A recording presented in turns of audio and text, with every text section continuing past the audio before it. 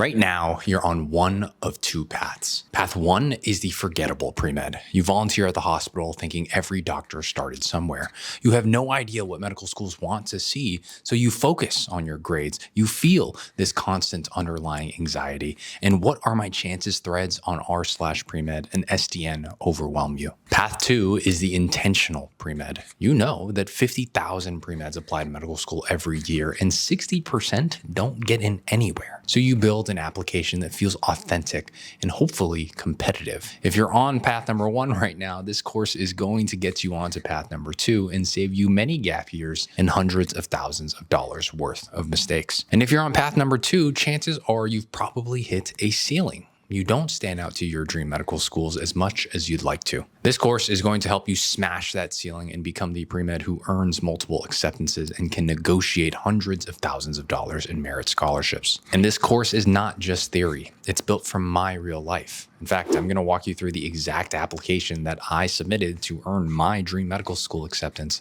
UCLA. And on top of that, I'll teach you the exact systems and frameworks that built my application. They worked for me, and they worked for the hundreds of pre-meds I've supported over the last 7 years. We've earned acceptances like Mayo and UCSF, proving that getting into medical school is not an accident. Here's what we're going to cover. In section 1, we'll talk about how medical school admissions actually works. In section 2, we'll talk about the application, everything you get evaluated on, and what mine looked like when I got into UCLA. In section 3, we work backwards from that final application and talk about your 4-year plan, when to do what so you can stand out. And in section 4, we talk about the mindsets that separate pre-meds who make it from those who don't. Let's start with section number 1, how medical school admissions actually works. A lot of people know that it's hard to get in, but don't fully know how hard it is to get into medical school. So let's go ahead and actually talk about it. How hard is it to get into medical school? Well, from 2018 to 2021, you can see here on the little Chromebook picture that 155,000 pre-meds apply to medical school over those 3 years. Every year, that's about 51,720 pre-meds every single year. And if you're like me and don't really understand what 51,000 looks like, you can see this picture of the beautiful Staples Center packed brim to brim. You can see people in the nosebleeds with their binoculars trying to see kind of the action on the floor. Staples Center has a capacity of 20,000 people. So that means that 2.5 Staples Centers are filled every year with pre-med applicants. My medical school class has 150 people. I mean, you can do the math. It's difficult to get into medical school. We'll delve into this kind of figure here. This is the infamous table A23 by the AMC, and I'll kind of go deeper into its details in a bit. How can I get into med school? And I think the easiest way to answer the question is to work backwards with the end in mind. We have right here, start with the end in mind, where we'll go over a timeline. And then on 2 here, we'll talk about the 6 levers, which interacts very closely with the timeline. You'll need to know both to figure out how to best get into med school.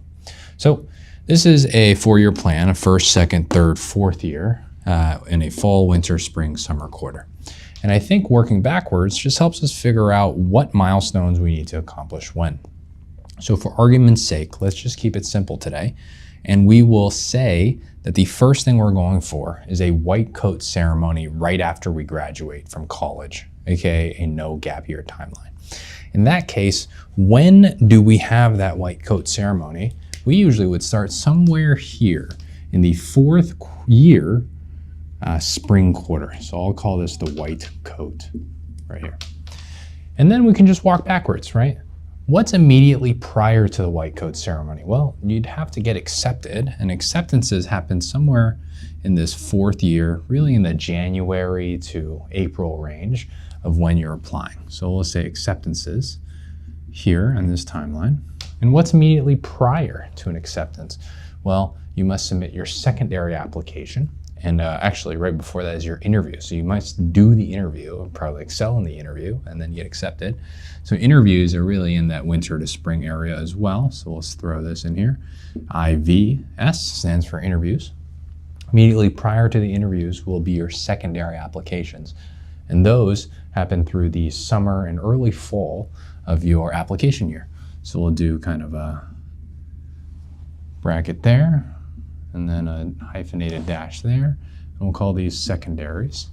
Immediately prior to your secondaries are the primary application, which is submitted sometime in late May, early June, so sometime in the spring here. So we'll put the primary application here. So you can see by working backwards, we have key milestones that we have to hit: the interviews, the secondaries, the primary application, and it gives us a sense of the timeline. So now if the primary application is due in my third year of college during the spring quarter, specifically really during May and early June, what goes on that primary application? We need to make sure that those elements are as strong as possible, so when it's time to submit the application, we're ready to go. Well, that actually leads into, you guessed it, the 6 levers here, and these are the 6 elements that go on to a primary application. Can you name a couple? Well, I'll start with the GPA. Next, also on your application is going to be your MCAT. After are going to be your extracurriculars, your letters of recommendations, your school list, where you're applying. Go ahead and scoot on over here, your school list. And then lastly is your written application, or your application overall, which in my head also includes the interviews. So I'll put written application plus interview.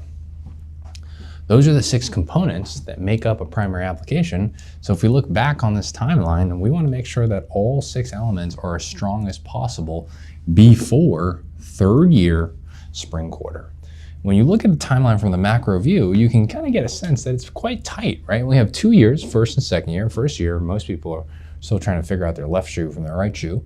Second year, you really got to start ramping things up, because in the middle of third year, you're going to be expected to apply. So let's work backward from our dream goal, putting on a white coat. Okay, so there you see me on my bottom left there. That is kind of blocked out, but that's Royce Hall, UCLA, August of 2019. That's my MS1 year. That's my white coat ceremony. And we talked about it earlier. In order to earn a white coat, what must you earn? Well, you must earn acceptance voice or email. This is a example of one that I received that I will cherish forever, because it was my very first acceptance, and it completely changed the trajectory of me and my family's life. I'd like to share with you today. Michael, it's Dr. Arias at USC. I'm calling to congratulate you on your acceptance to the medical school and tell you how much the committee loves you and how happy I would be to have you in our class. And so though it'll be a day or 2 before your email can go out, I didn't want to waste any time letting you know. So once again, congratulations, young man. It's well deserved. Yeah. So I'll never forget that, and I hope that it's something that when you receive it, you keep as well. So this happened around November, December, my senior year. It was early. I was happy to say that it was early in my application cycle, and I remember receiving it. I was doing some lab work in the neuroscience research building at UCLA. Before you can earn an acceptance voice or email, you must, like we talked about, interview. This is a picture of my actual USC interview. I am happy to say that I look exactly the freaking same. Maybe less wrinkles. But this was the Keck School of Medicine in Los Angeles. Before you earn an interview, you must submit some secondaries. And this is an example of the Google Docs of one of my students and good friends. She wrote 92 pages of writing with 56,000 words and 300,000 some characters. You can see for every school that she applied to, around 25 to 30, from Albert Einstein to California to Boston to Columbia. These secondaries I did personally in the summer after my junior year, from June to August of 2018. And they were all done at some poor Starbucks cafe that I showed up to every single morning incessantly in San Diego, California. Before you submit your secondaries, you must submit your primary application. That's me. That's me, junior year. I remember submitting my application on June 1st of 2018, right when it opened on the 7th floor of my dorm, which was called Sproul Landing at UCLA. That's not me like actually submitting it. Just me kind of. Probably that's what I looked like when I did submit it eventually, though. And before you submit your primary application, as we talked about before, we must prepare to develop all the things that are required on that application. I call those the pre-application years. And that started for me in September 2015 when I first stepped foot on UCLA's campus as a freshman. And it lasted until I submitted my primary application. So you have a sense of what these years look like. And it all leads to when you actually hit submits on your AMCAS application. What happens then?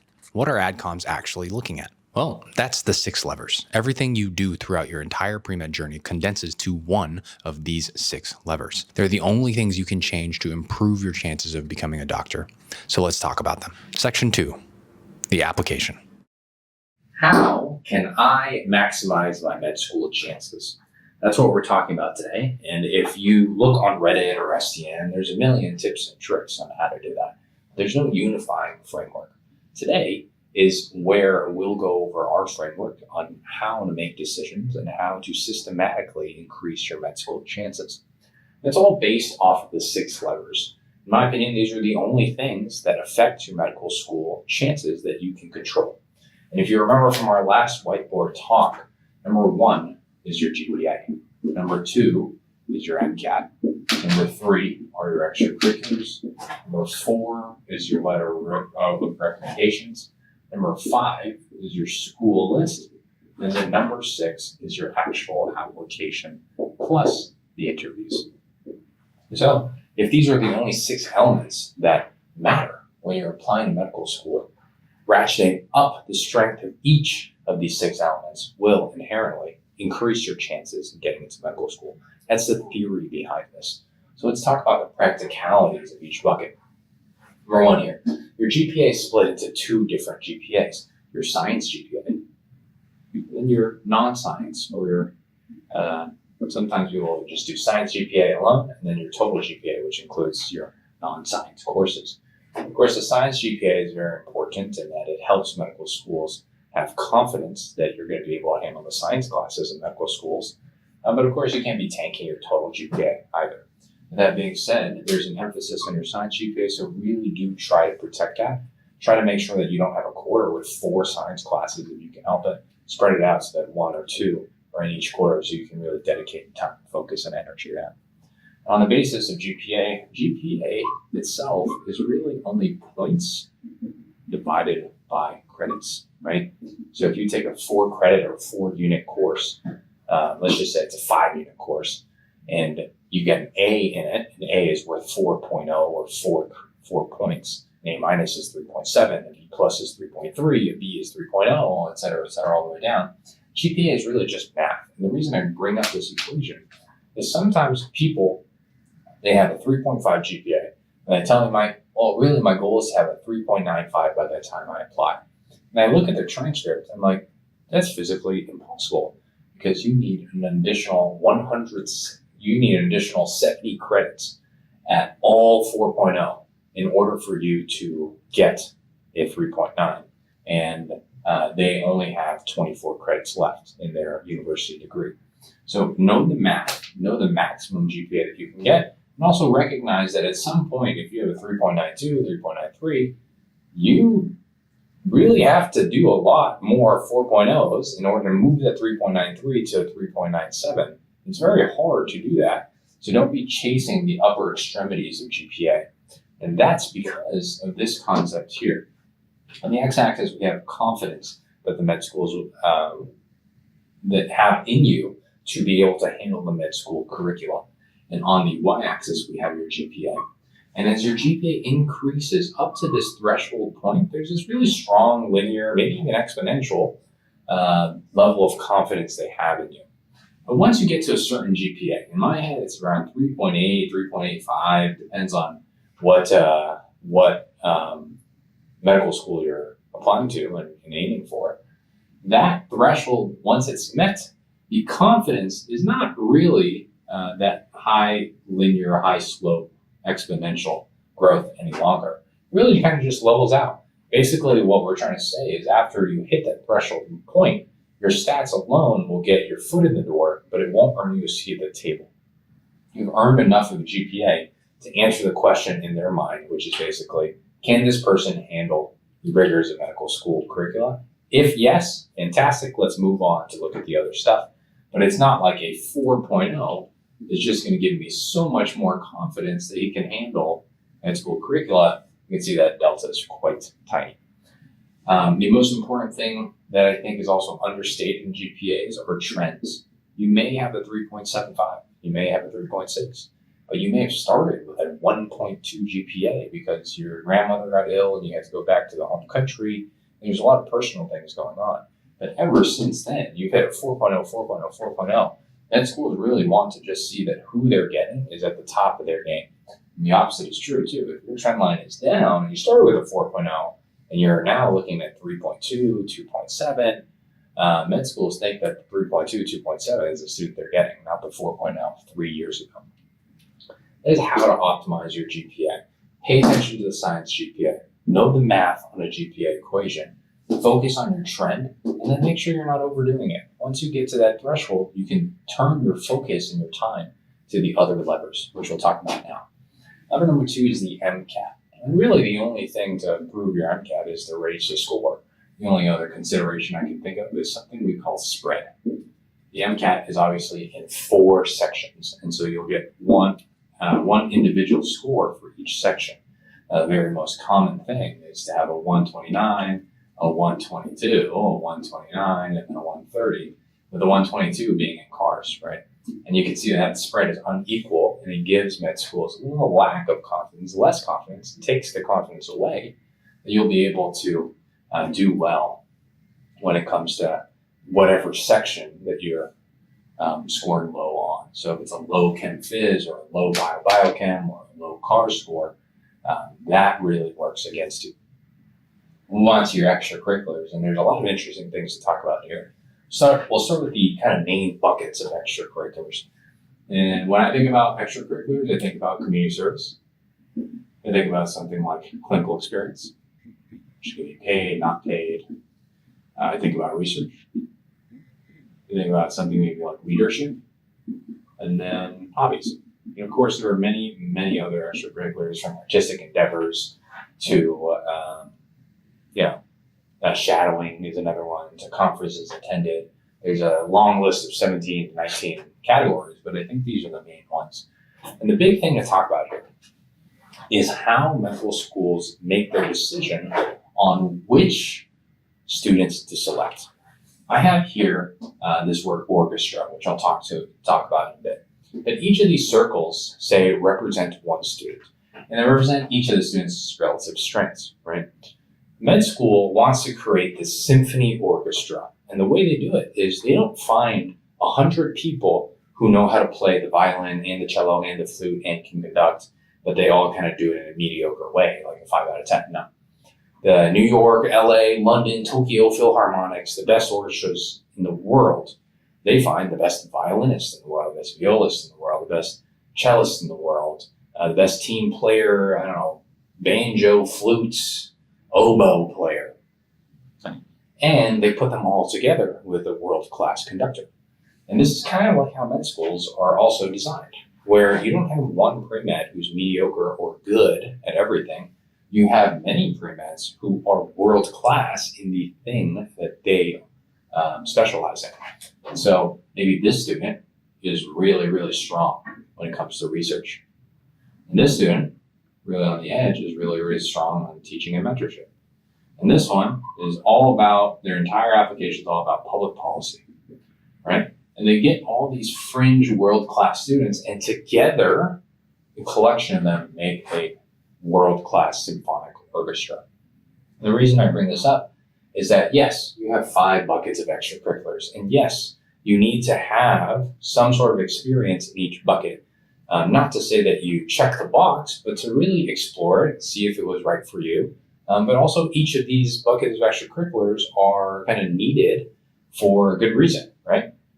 Community services to show that you're altruistic and you want to give back to the people that raised you. And I can't think of a better quality to have than doctor, which is a career servicing people. 2 is clinical experience, so that you know what you're getting yourself into. This is going to be a 7 to 11, 12 plus year training journey for you. And so if you don't know what a doctor does in a hospital, in a clinic, in the operating room, in a community clinic, in a private practice setting, an academic setting, you certainly don't need to know all those things, but you should have some experience in some of those things you should have some experience working with patients, serving patients, helping patients, so you get a sense of whether or not this is right for you. Research shows your ability to commit to a project and then participate and engage with the scientific method. Leadership, because eventually doctors are the last kind of buck in the line. You need to be able to manage your team and support your team and lead other parts of the auxiliary healthcare team. Team leadership also teaches you how to be a team player. And most of medicine, whether you consult nephrology or you're the anesthesiologist working directly with a surgeon, all of medicine is a team-based affair. And of course, hobbies just ensures that you're not some academic robot. Long story short, all these buckets are important. You need to have something in each, but it's necessary, but not enough is a phrase that I like to use. It's necessary to have everything, but alone, you want to make sure that there's something that you're really known for. You're well-rounded, and you have spikes that help you stand out. Because ultimately, those spikes are going to be the things that help you catch the eye of your dream medical schools. And the fact that you're well-rounded is going to be your defense against being thrown out because, this guy has 50 hours of clinical experience. He has no idea what he's getting himself into. And there goes your application, even if you're one of the best researcher pre-meds there are out there. Now, the other thing people talk about is, okay, Mike, I have this breadth of extracurriculars. I've done all these things, and I have all these buckets, but I know I need to have depth and impact in those extracurriculars. So how do I go about generating depth? And I think this is a really tough question to answer because when I was a pre-med, I was like, what does a good extracurricular mean anyway? Well, I found two answers to this. One is you need to look at real applications to see what actual impact and strength of extracurriculars were necessary to get into your dream med school. That is part one. The second part is taking a look at how to systematically increase the quality of your extracurriculars. And here we have something called the passion impact flywheel. So that is the systematic way to increase the strength of your extracurriculars. Next, we have here letters of recommendation in number 4, number 4. I have this directly proportional symbol. And I think the quality of your letter of recommendations is directly proportional to the quality of your relationship. I'll just kind of subscript relationship and then subscript letter of recommendation. A lot of people think that the strength of your letter of recommendation has to do with the rights templates or making sure when you ask your letter writer, you give them your resume, give them your personal statement, and make sure you ask, can I have a strong letter of recommendation? I think that misses the point entirely. The strong letter of recommendation doesn't come just because you ask the word strong. Like if you forgot to use the word strong, would he have or she have written you a weak letter of recommendation? That's probably not going to happen, right? But really, the strength of the letter of recommendation happens years in advance. And really, it's off the basis of the strength of your relationship. And how do you build a strong relationship or a strong friendship? Well, what you need to do is increase the value that you provide them. And you need to do that consistently or frequently and consistently. So more value, more frequently, consistently. And what does value mean? Well, value is different to different people, right? If you have a PI, value for them means getting experiments done, pushing out the abstracts, going to conferences and submitting your work and presenting your work. And if you can go ahead and ask the right questions during your lab meeting or send very targeted emails where the PI doesn't have to do anything but put like yes or no, or that's a great thought. Let's talk more about it. Engaging with your PI every week, every month, whatever is appropriate. Those are valuable interactions. And you do that, if you do that for 2 years, 3 years, because you started your lab early, then you start to build a stronger and stronger relationship, right? And the opposite is true too. If you have a relationship for a very long time, but you're not providing value frequently, then that relationship weakens and your letter of recommendation weakens, right? There's nothing worse than being within the same relationship, mentor-mentee relationship in lab for 3 years, you haven't gotten anything done, and at the end of it, you're like, hey, can I have a letter of recommendation? What am I recommending you for? You haven't done anything in the last 3 years, right? So, don't underestimate the long game that is required to generate strong leverage recommendations. Those are the 4 levers, and those are the 4 first ones for a reason, because the strength of those 4 levers determine your school list. The strength of those 4 levers are the ingredients for your application, your personal statement, your working activities, and ultimately your interview. I find that a lot of people focus on the school list. Think about the MSAR, the magic number of schools to apply to, maybe the MDDO secret concoction. For my written application, maybe there's a secret personal statement template or a secret working activities framework. And there are all those things that we talk about and do with our Premed Catalyst students. But the thing that people underestimate is that the strength of your ingredients, right here, strength of your ingredients is what really drives a lot of success in lever 5 and lever 6. And at the very least, you can set yourself up for success by ensuring that every single lever here is as strong as possible. So the analogy I like to make is you can't turn chicken shit into chicken salad, no matter how strong of a chef you are.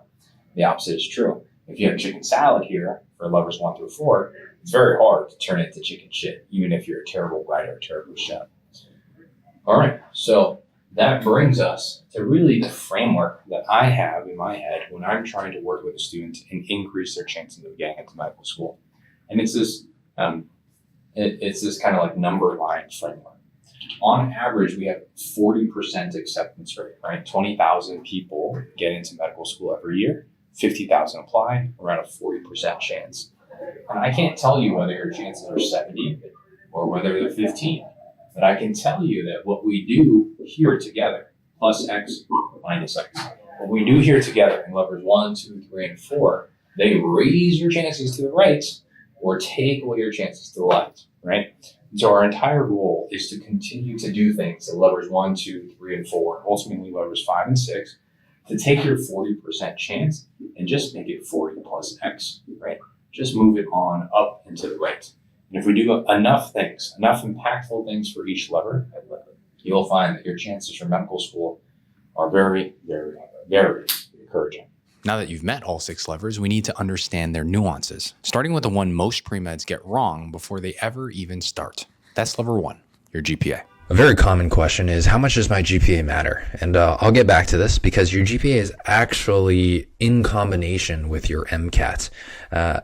These 2 academic metrics help medical schools understand whether you can handle the speed and the rigor of a medical school curriculum. It's like drinking water from a fire hose is something that you might have heard very often. And it's very much like that. It's a lot of information that you're going to be tested on very quickly. So having a strong GPA, having a strong MCAT score gives medical schools some confidence that you can handle that. All other AO versus BCPM GPA, I just want to bring that up because it is very common to have students who have maybe stronger science GPAs, but weaker all other GPAs. Maybe they didn't do great on their writing courses or their GEs. And I just wanted to bring up the fact that BCPM stands for Bio, Chem, Physics, and Math. It's also known as your science GPA. And that's, again, traditionally the more important one because medical schools want to know that you can handle the science curriculum. And the most important question for me is, what can I do with a weak GPA? Again, we kind of get back to primary versus secondary care. Anyone who has a GPA knows just how fickle it is, right? It's very hard to raise your GPA, but very, very easy to drop your GPA from a 3.9 to a 3.7, right? With one bad quarter. So protecting your GPA, making sure that you never get diabetes, you never get that weak GPA in the first place is what I would spend a lot of time on. But if you have the need for secondary or tertiary care, you need to ameliorate or improve your GPA. There's plenty of ways to do it. I have a personal GPA calculator that can show you just what your maximum GPA is based on the amount of units that you envision taking. I'll kind of pull that up right now. All right, so this is just an example, but let's say you have a 3.852 GPA and the current number of points that you have. I can kind of describe that in a later video, but let's say you have 350 points. If you say you only get A minuses for the rest of your college career, and you say that you're going to take maybe 50 more units, what will your GPA be? Well, it'll be 3.798, right? And that's the mean GPA for MD matriculants. If you want to see how much it's going to take to get your GPA to, 3.95, you can see that if I take 50 units, get all straight A's, I'll bump it from 3.85 to 3.9, right? If I want to get 3.95, let's see if I take 100 units, what happens? I get to 3.93. So again, you can see, even if I have 100 units of straight A's, which is a lot, that's 4 quarters straight of A's, I barely bump my GPA 0.7, right? Okay. So you can use things like this to understand what your ceiling is, what the math looks like. And you can also engage in some of these post-bac or SMP programs. Then other things to recognize, that your science GPA is more important than your all other GPA. Remember, the point of all this is to see if you can handle the science curriculum, right? If you can handle your science grades and you're just really bad at, introduction to modern art of the Middle East, then I'm less concerned. You can also counter a strong or balance a weak GPA with a strong MCAT score. And then upward trends is another concept where maybe you started freshman year and you were far from home, and you just didn't really acclimate as well as you would have liked in the beginning. And that's okay, right? That's very understandable. A lot of people can resonate with that.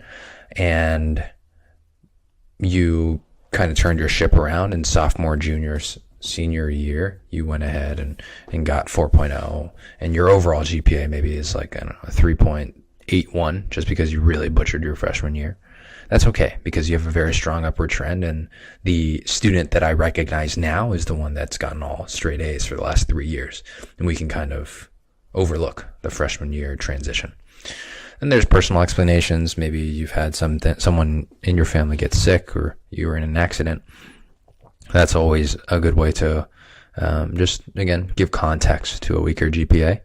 And for me, the most important is to build your appropriate school list. I think some students with academic metrics, GPA and MCAT, that are on the lower end love to swing for the fences, and I love that for them. I think that's a great idea, especially if the rest of their application is strong. But it also should mean that you build a school list that's appropriate for your academic metrics. I don't want you to only apply to the top 30 medical schools if you have a 3.5 and a 505 MCAT, right? In fact, that would be a nightmare. You want to make sure that you are maximizing lever 5, your school list, in context with your lever 1 and 2. Lever 2 here is the MCAT. So what are my chances with X point Y Z GPA and ABC MCAT? Well, I told you that I would go back to table 23. And so let's do that here. Table 23 shows you over the last 3 years what the statistics really are, right? So what does it look like for someone who has a 517 MCAT or more and a greater than 3.8 GPA? Well, it looks like there were 8,000 people over the last 3 years that had those stats. And of those people, 9,000 people. And of those people, 8,000 of them got in, or about 5 out of 6, I would say, leading to an 86.6% acceptance rate.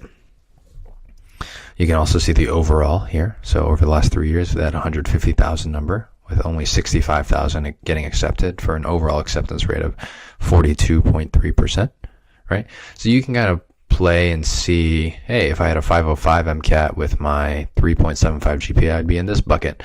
If I could raise my GPA to 3.8, then I might have a higher chance. I might be in this 44% bucket. Remember, these are statistics, so they apply to kind of populations and not to individuals, right? You either get into medical school or you don't. You don't have a 44% chance of getting into medical school. It's just that people with your statistics got into medical school 44% of the time, right? So make sure that you're not getting too in love with some of these metrics. And the last thing that I want to bring up is that these are the highest stat applicants, right? They have greater than 517, which I believe is like the top 5% of MCAT test takers. They have greater than a 3.8 GPA, and yet 14% of them, 1,200 of them, didn't get into medical school. But let me be clear, they didn't get into a single medical school. These people probably applied to 25 to 30 medical schools, right? That again suggests that your GPA and your MCAT is not everything. There are other parts of the application that you must prioritize and get right. Because, I mean, there are people here with a 2.8 to 2.9. And I know with a less than a 500 MCAT, and there's 745 over the last 3 years. And I know the odds aren't great, 11%. But these are people who are actually getting into medical school, right? Again, showing you that your GPA and your MCAT cannot be everything. Let's go back to the slideshow. All right. So next question, when should I take the MCAT and how can I prepare for the MCAT? We'll do both of those kind of on the iPad as well. But I recommend about 12 weeks full-time. Full-time is around 40 hours a week. And to have also 2 other activities to keep yourself sane. I did Spanish at a community college, and then I also coached some basketball on the weekends. How can I prepare for the MCAT? Well, you should finish the prerequisite coursework, and I'll talk to you about that. And some of the recommended resources I have currently at this stage include UWorld, of course, the AMC official bundle, because they write the test. Blueprint has a set of 4 to 6 exams that I think are very representative. And then just having one set of content books.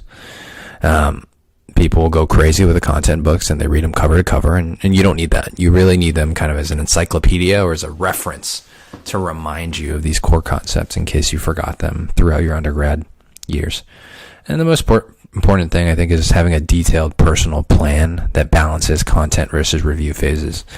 I think if you're earlier on, you should focus on content, but that doesn't mean that you ignore.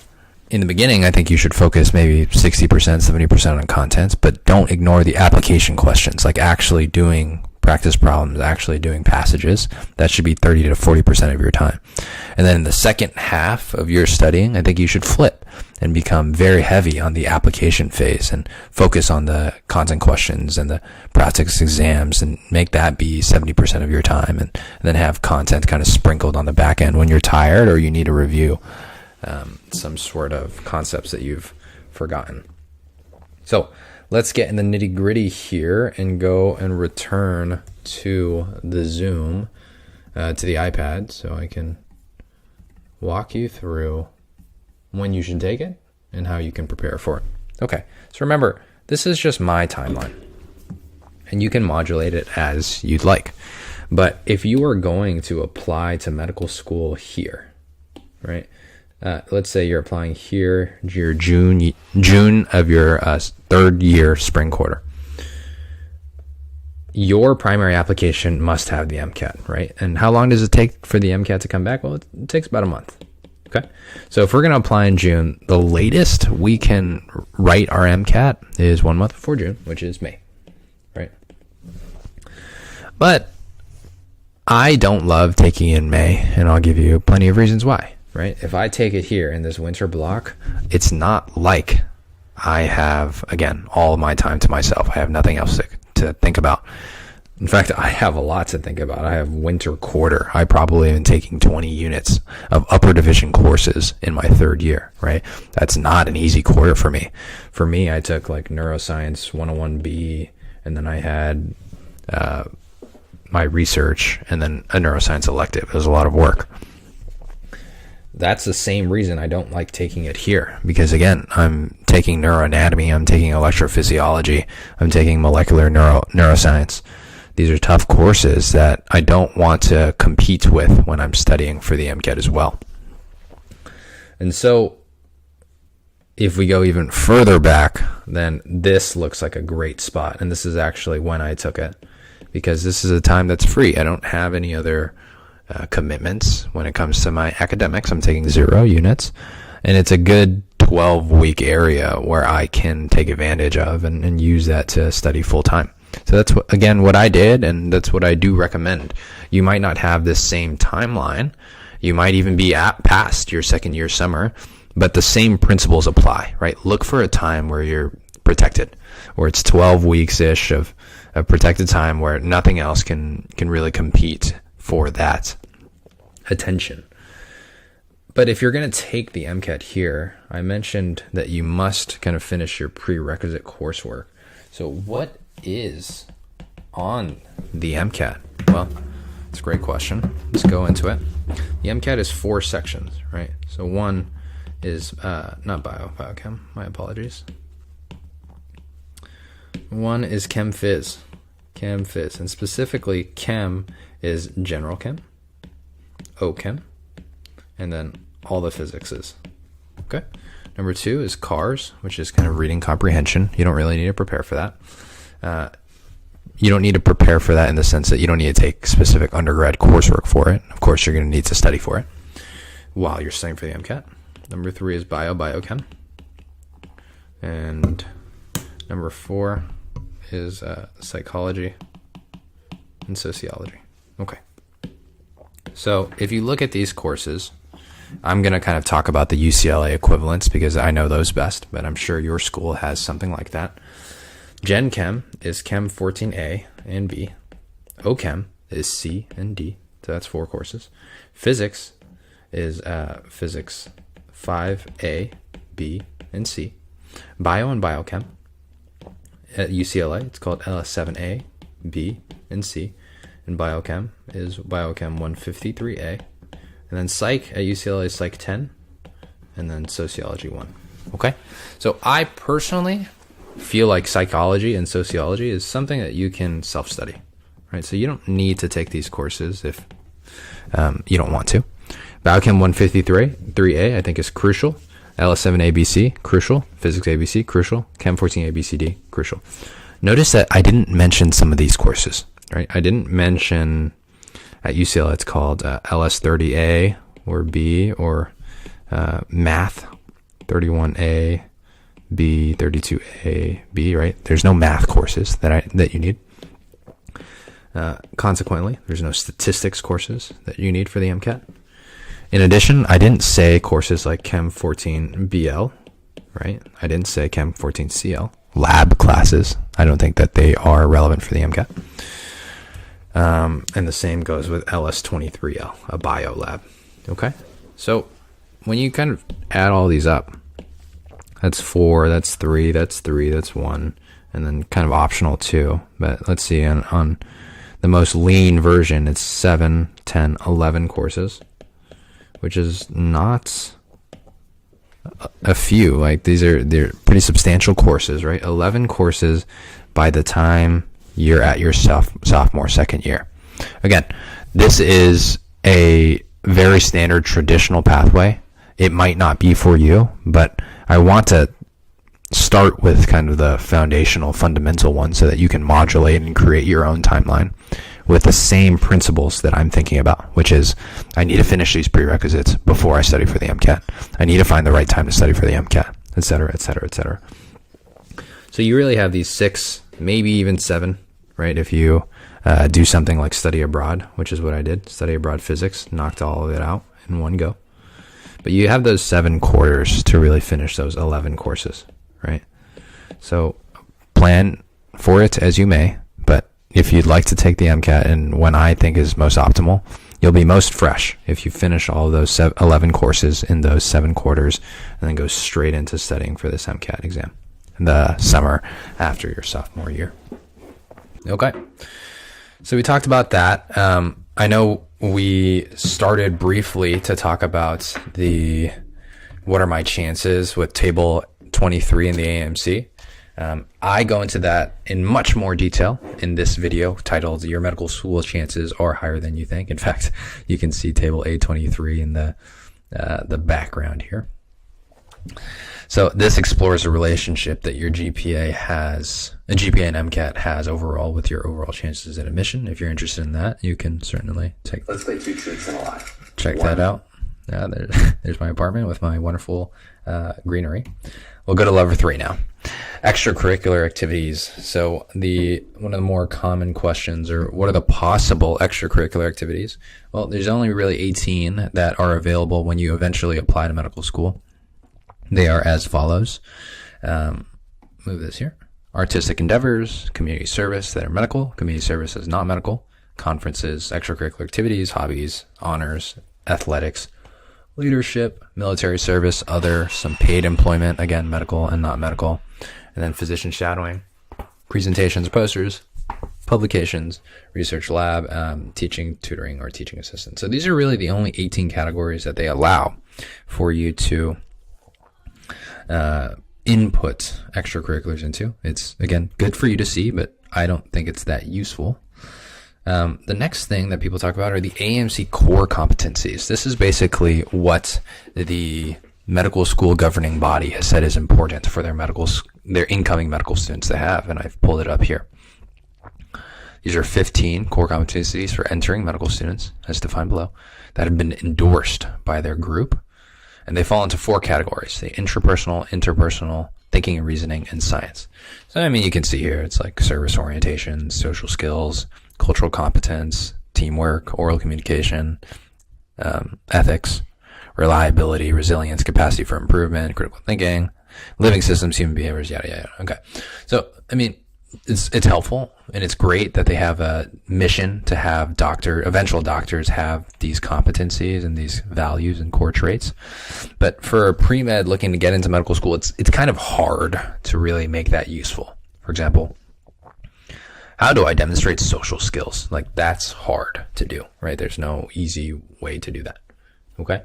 So I think the most easy or practical way of thinking about this is to kind of address what extracurriculars do I need? And the second question, which is more important, how can I stand out to my dream medical schools through my extracurricular activities? So for the extracurriculars that you need, I recommend that you have substantial quality in the following experiences. I think you should have some active clinical experience where you're engaging in patients, really working closely with them. I think you should have some quality non-clinical experiences so that you're spending your time doing things that are outside of medicine. You're not a pre-med robot, right? I think you should certainly have some shadowing because it's important for you to understand what physicians do. And I think you should do it in different contexts, right? So you should do it in the hospital. You should do it in a nursing home. You should do it in a hospice care facility. You can do it outpatient. You can do it in an ICU, right? Getting experience looking at medicine, you can do it globally at different contexts and environments is really important. I think you should have some leadership activities because medical schools have a propensity to want to admit medical students who can lead their own initiatives, right? Be passionate about something and really take it from beginning to end, leading it all the way through. And some team-based activities. Medicine is a very, very team-based profession. You're going to be reaching out to nurses and social workers and having some practice managing expectations, managing people. Like customer service is a great way of doing this, being a waiter, something like this, where you can work well within the team. That's important. And then you should for sure have some sort of it factor or a standout factor. And I'll talk about that a little bit more in the next question. And then there's some things that are plus or minus. I don't think everyone needs research, but I think it is important because we make a lot of decisions based on what medication should we do? What procedures should we do? What does the evidence say? We base it all on the scientific literature, and having some understanding of reading research and conducting research can be very helpful to better interpret that. Again, you don't need it. You're not trying to become a PhD researcher, but I think it's important for medical students and eventually doctors to have some sort of familiarity with PubMed and searching through the literature and making your own decisions based on what you're reading. And some sort of teaching or mentorship. Medicine often is an academic profession where what you learn, you pass on to the next person, you teach. So having some sort of experience there, I found to be something that was often talked about in my interviews. So the big question is, how can I stand out to my dream medical schools through my extracurricular activities? And this is a long discussion that I have that lasts hours with my individual students. But in one sentence, the way that you're going to stand out is you have to make a serious difference. And if that sounds so simple and so much easier to say than done, it should be like that, right? It should be hard to stand out to medical schools. It should be hard to make a serious difference, right? For example, how do you become the greatest shooter of all time. Like I'm talking about basketball, right? How is Steph Curry arguably one of the greatest shooters of all time? Well, he just makes all of his shots. That's very simple, right? But how does he do that? That's the art. Same thing here. How do you stand out? Well, you just make a serious difference. You make a serious impact with medical schools, and you will stand out as a result. How do you do that? Well, there's a positive feedback loop. Let's talk about the passion flywheel. Also known as a positive feedback loop or a virtuous cycle, flywheels build on top of each other. And for pre-med admissions, the passion flywheel, you guessed it, starts with passion at the top. Now, if you're anything like me, you remember the piano lessons, violin lessons, viola lessons that you had as a kid and how much of a slog it was to do just 30 minutes of practice a day. And if you're anything like me, you also remember what it's like to play 4, 5, 6 hours of video games without ever needing to take a bathroom or a food break. The point here is that the things you are passionate about, you spend more time on, which is the next part of our flywheel. And the things you are less passionate about, you spend less time on. Carrying that piano video game analogy forward, the more time you spend on that video game, the better you get at it. You develop skill over time as you put more and more of your time invested into that craft. And when you get better at something, the accolades, the trophy, the victories, they all pile up. And what we call that in the flywheel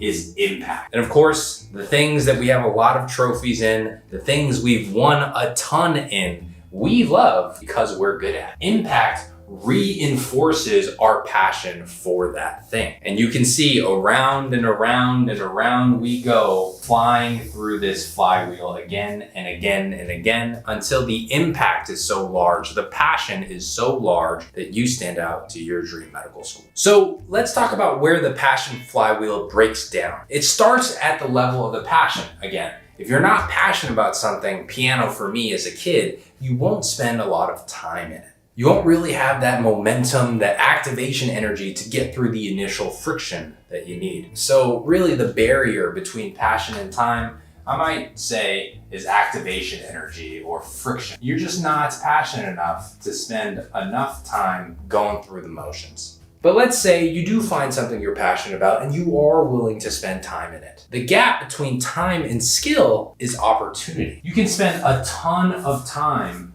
doing something, but if the opportunity is not right, the extracurricular activity is not right, then you won't develop the skills that you need. Let me give you an example. A lot of pre-med students will spend 3, 4, 5,000 hours as a volunteer at a hospital, a medical assistant at a clinic, and those become repetitive tasks. They're not really developing the skills that they need to stand out and make an impact. So the gap between time and skill is finding the right opportunity vehicle. For a student interested in working with children, it may start as being a medical assistant at a pediatrics clinic. It may then evolve to a different opportunity vehicle where you're doing basic science research on children blood-borne cancers. It then may evolve where you find another opportunity vehicle where you're working on public health research for food deserts, helping children get fresh produce. Now, once you have the skill, you have the perspective, what would be the barrier between skill and impact? Really, that right there is focus or direction. If you do not have the correct direction or strategy, one may say,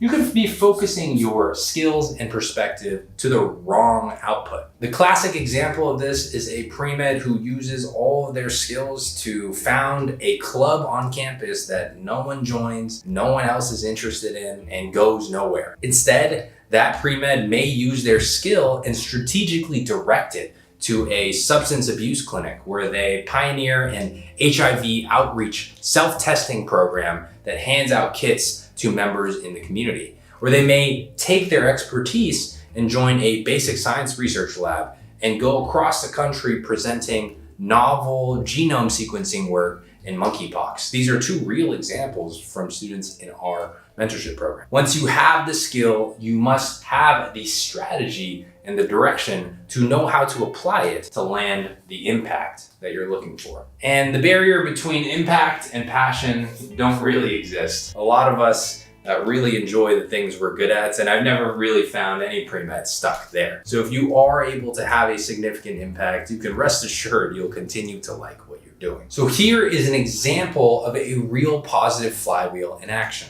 One of our pre-meds in our mentorship program, Betty, is interested in infectious diseases, or ID. She uses that passion and spent some time in the basic science research lab, where the skill that she developed was the scientific method, literature review, things of that sort. And off the back of that skill that she developed, she published a first author publication sequencing the monkeypox virus mutation. And that led her to become more interested in infectious disease. Back to the passion, deepening the passion, where she spent time abroad in countries like Bolivia and spent time shadowing real clinics and real hospitals specializing in global infectious diseases like Chagas. That skill, that perspective of knowing that population, understanding healthcare abroad, has not translated into impact yet, but I'd bet that that information and perspective will turn into impact down the line. And around the flywheel we go again. Her infectious disease basic science research and her infectious disease clinical shadowing abroad now led her to try and combine the two. She's now working in research with people, also known as clinical research. She spent some time in a clinical research lab looking at HIV, hepatitis B co-infection in Africa, taking that literature review skills she developed from the first term, and now is publishing even more work looking at the incidence of cirrhosis in Vietnam veterans who have hepatitis C. And around the flywheel we go again. Even more interested in HIV and that specific sub-niche of infectious disease, she spent time on the street medicine outreach clinics becoming an HIV linkage counselor.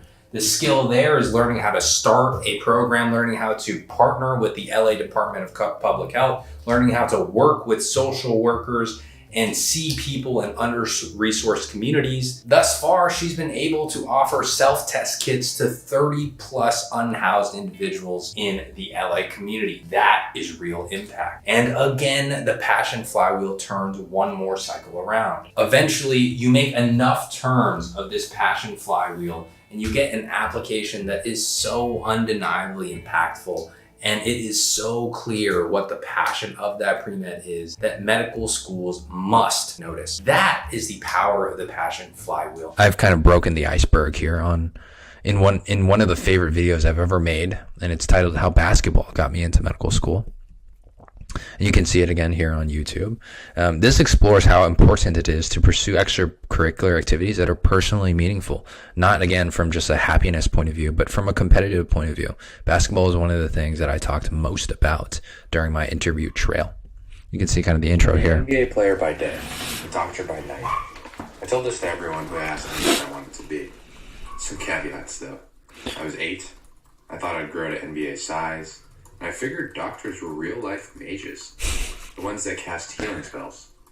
Until now, no one has pressed me to answer, why medicine? Because aspiring to be in the NBA as a 4-foot-tall Vietnamese boy was more provocative. That was the actual introduction to my personal statement. The same. Yes, it was. That started off my personal statement and was a recurring theme throughout most of my medical school application. Okay, so let's go on to the next lever here. Lever 4 are letters of recommendation. So how many do you need? Well, you need 2 science ones.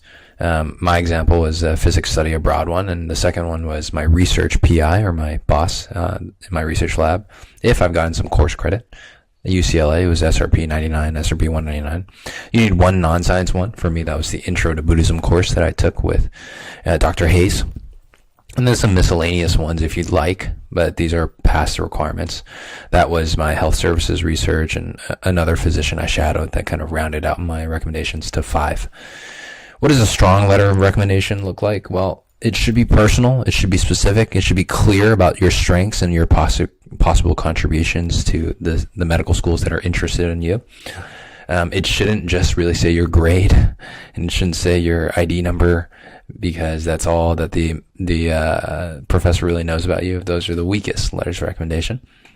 How do I earn strong letters of rec? Well, I think you have to be strategic, have foresight, and look at all your options, right? If you know your 4-year plan and you know what professors you're going to take when, you can kind of get a sense, do some research from upperclassmen, say like, hey, is this person kind of someone that is friendly, easy to get to know, someone who's willing to kind of develop a relationship with their students, or is this someone who kind of just shows up, does their job, and then never really responds to emails or anything? Maybe that person isn't really a good person to try and develop a relationship with, right?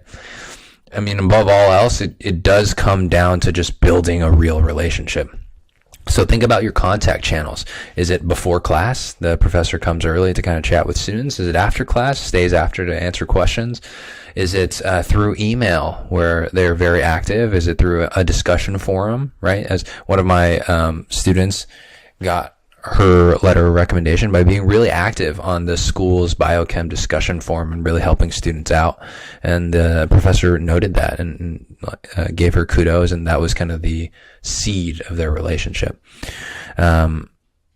Do they have office hours where no one really comes, right? My intro to Buddhism office hours, literally I was the only one for 10 straight weeks because everyone else, I guess, was just an English major who didn't really need help. And I was a neuroscience major trying to understand how to write these freaking essays. And it was a good opportunity for me to earn an A, but also develop a relationship with this guy.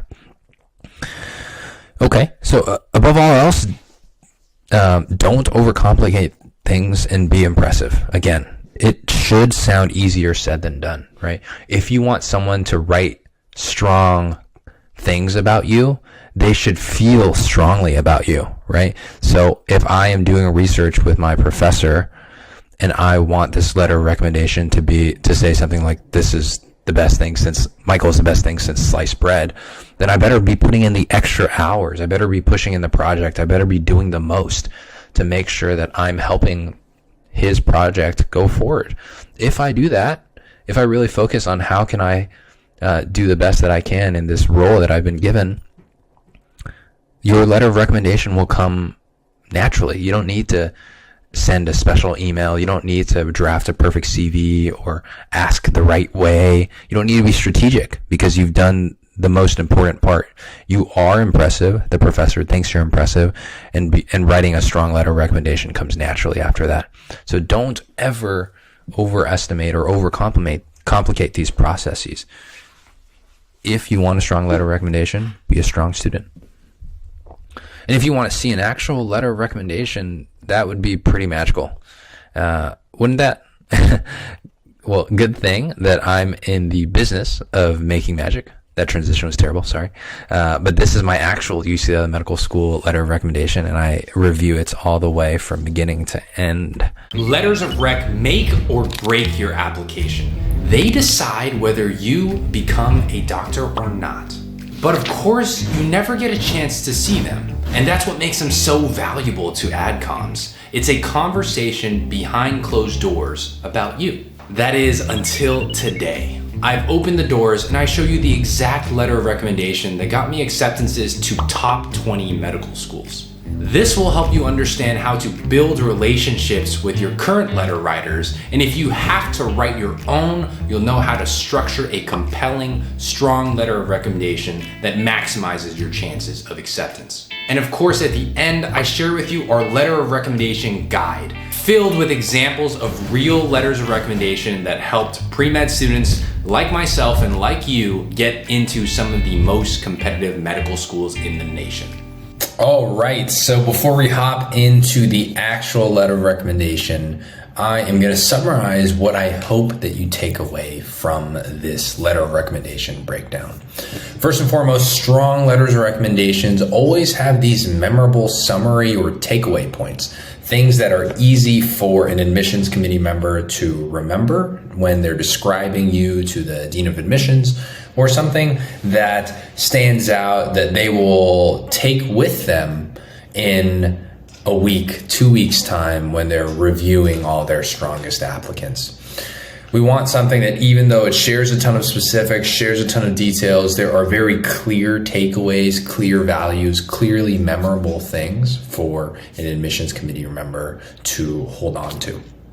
Two is that the relationship is explained in some way, shape, or form. Whoever is writing, the author of the letter recommendation, and the pre-med student that it is supporting, that relationship should be explained, explored, and defined. There are a lot of letters of recommendations where it's coming from someone with some random name and some random degree, and it's not really clear how this pre-med student is related to them. Number three, and probably the most important one, is that strong letters of recommendations do not just rehash or re-summarize your resume or CV. This is not a unique perspective because you will see those things on the work and activities section. And so for a letter writer to essentially just repeat that is not very helpful. This is a very common thing that happens when you ask a letter writer to write a letter of recommendation for you. The letter writer in return asks for your personal statement and asks for your resume or CV and builds a letter essentially from those two assets as opposed to their own personal experience, their own relationship with you. Of course, if a professor asks for those things, you should give them, but recognize that strong letters of recommendations often talk about personal, private things that are not obvious from reading a student's work and activity section or their CV. It's things that they can share that are unique to their own experience with you. That's what makes it valuable, not just another place to reiterate some of the other things we already know about you. Next is that strong letters of recommendation speak to your own background, your values, your beliefs, your ambitions, how you spend time outside of work. Someone who is not you, because you write the personal statement, you write the work and activities section. Someone else with ethos who is also able and willing to speak on your character, that goes a long way. If it, again, just is a reiteration of what you do, that is less valuable than a description or a narrative that shares who you are and what you care about. Next, all claims, especially the superlative ones where letter writers will say, this is the best student, I'm struck by his exceptional maturity, he will be an unbelievable addition to any team. All of that must be supported by real data and stories, right? If your letter writer is stacking superlative after superlative after superlative without any data, evidence, or stories, then it starts to fall flat, just like your work and activities section. There's no real way for me to affirm or confirm what it is that the writer is saying, the letter writer, that is. Relativity is the next point. If a letter writer can share honestly where this student falls relative to other students who have already been tested by the admissions process, this gives medical schools something very specific to hold on to. You'll see that my letter writer compares me to the other 30 undergraduate students he has mentored in the past and shares their results, some of them getting into the top MD, PhD programs, PhD programs in Yale and Boston, and MD programs, UCLA, USC, Hopkins, all these fantastic ones. So if your letter writer, because it is a private letter, is able to rank you relative to the other students that he or she has worked with in the past and share those students as results, medical schools can understand, oh, okay, so that student falls here, and that's relative to the best student who went to Harvard, and then kind of other students who went to UCLA, UCI, UC San Diego, and then other students who didn't get in, that student is here, right? And you'll see my letter writer does that for me as well. Lastly, and this is a bonus, certainly not necessary, it's just some ethos or some credibility that shows that the author's word has weight or reputation or something of the sort. So I know who I'm talking to, or I know who is writing the letter on my behalf. When an admissions committee sees a random name, even if it's the chair of the department, they will likely not know who that is because one, it's probably not their specialty, and then two, it's probably on the other side of the country, right? So if the letter writer is able to explain why their words should have weight. I am a professor who has taught 1,200 students every quarter for the last 2 decades, and this student that I'm writing about now is one of the 10 letters of recommendations I have ever written in my entire career. That gives a ton of ethos, right? But if you don't describe your position or why your word should matter, then letters of recommendation, even if they're glowing, can fall flatter than you'd like. Again, this is optional because not every department or every professor will be the chair or the program director or anything of the sort. However, if they do have ethos, it would be a good idea for them to share it. Now, those are the key takeaways. Let's dive right into the actual letter of recommendation. All right, so from the top, you can see professional letterhead, UCLA. This is a letter of recommendation for me. And it starts with, to whom it may concern. It is a distinct pleasure to give my strongest recommendation for Mr. Michael Min Lay. Okay, so I like this as a great start just because, again, it anchors or summarizes what the reader should expect, right? If I tell you this is going to be my strongest recommendation for this student, you are going to get in your mind a picture of a strong pre-med student, and you're going to look for evidence in the rest of the letter recommendation to support that this Michael guy is what the letter writer says he is. If it starts with a weak summary statement or just jumps right into it, there's no real context for the admissions committee member to work with. But I like how letters of recommendations just get straight to the point. Here it is. This is my strongest recommendation.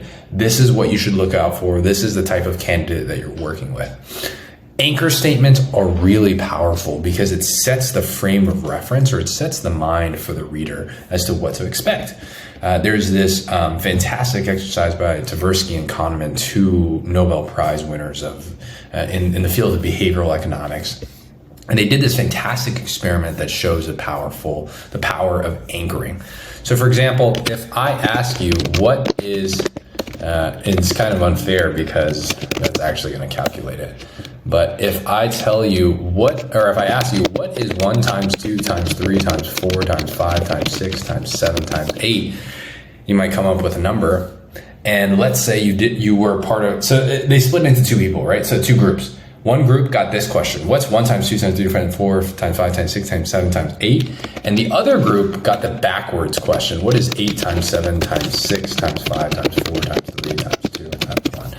And of course, you know from, I forget what property, the associative property or something like this, that those should be the same answer. But for the group that saw the 1 and the 2 and the 3 first, they actually, on average, said a much smaller number. They said 512, right? For the group that got this bigger number, 8 times 7 times 6 times 5, they said a much larger number because they were anchored onto the A76. They said 2,250. Of course, the real answer is 40,230, so both of them are way off. But the experiment shows the power of the anchoring effect. Whatever you see first and foremost, that sets your frame of mind as like, okay, this is normal. It should be in this ballpark.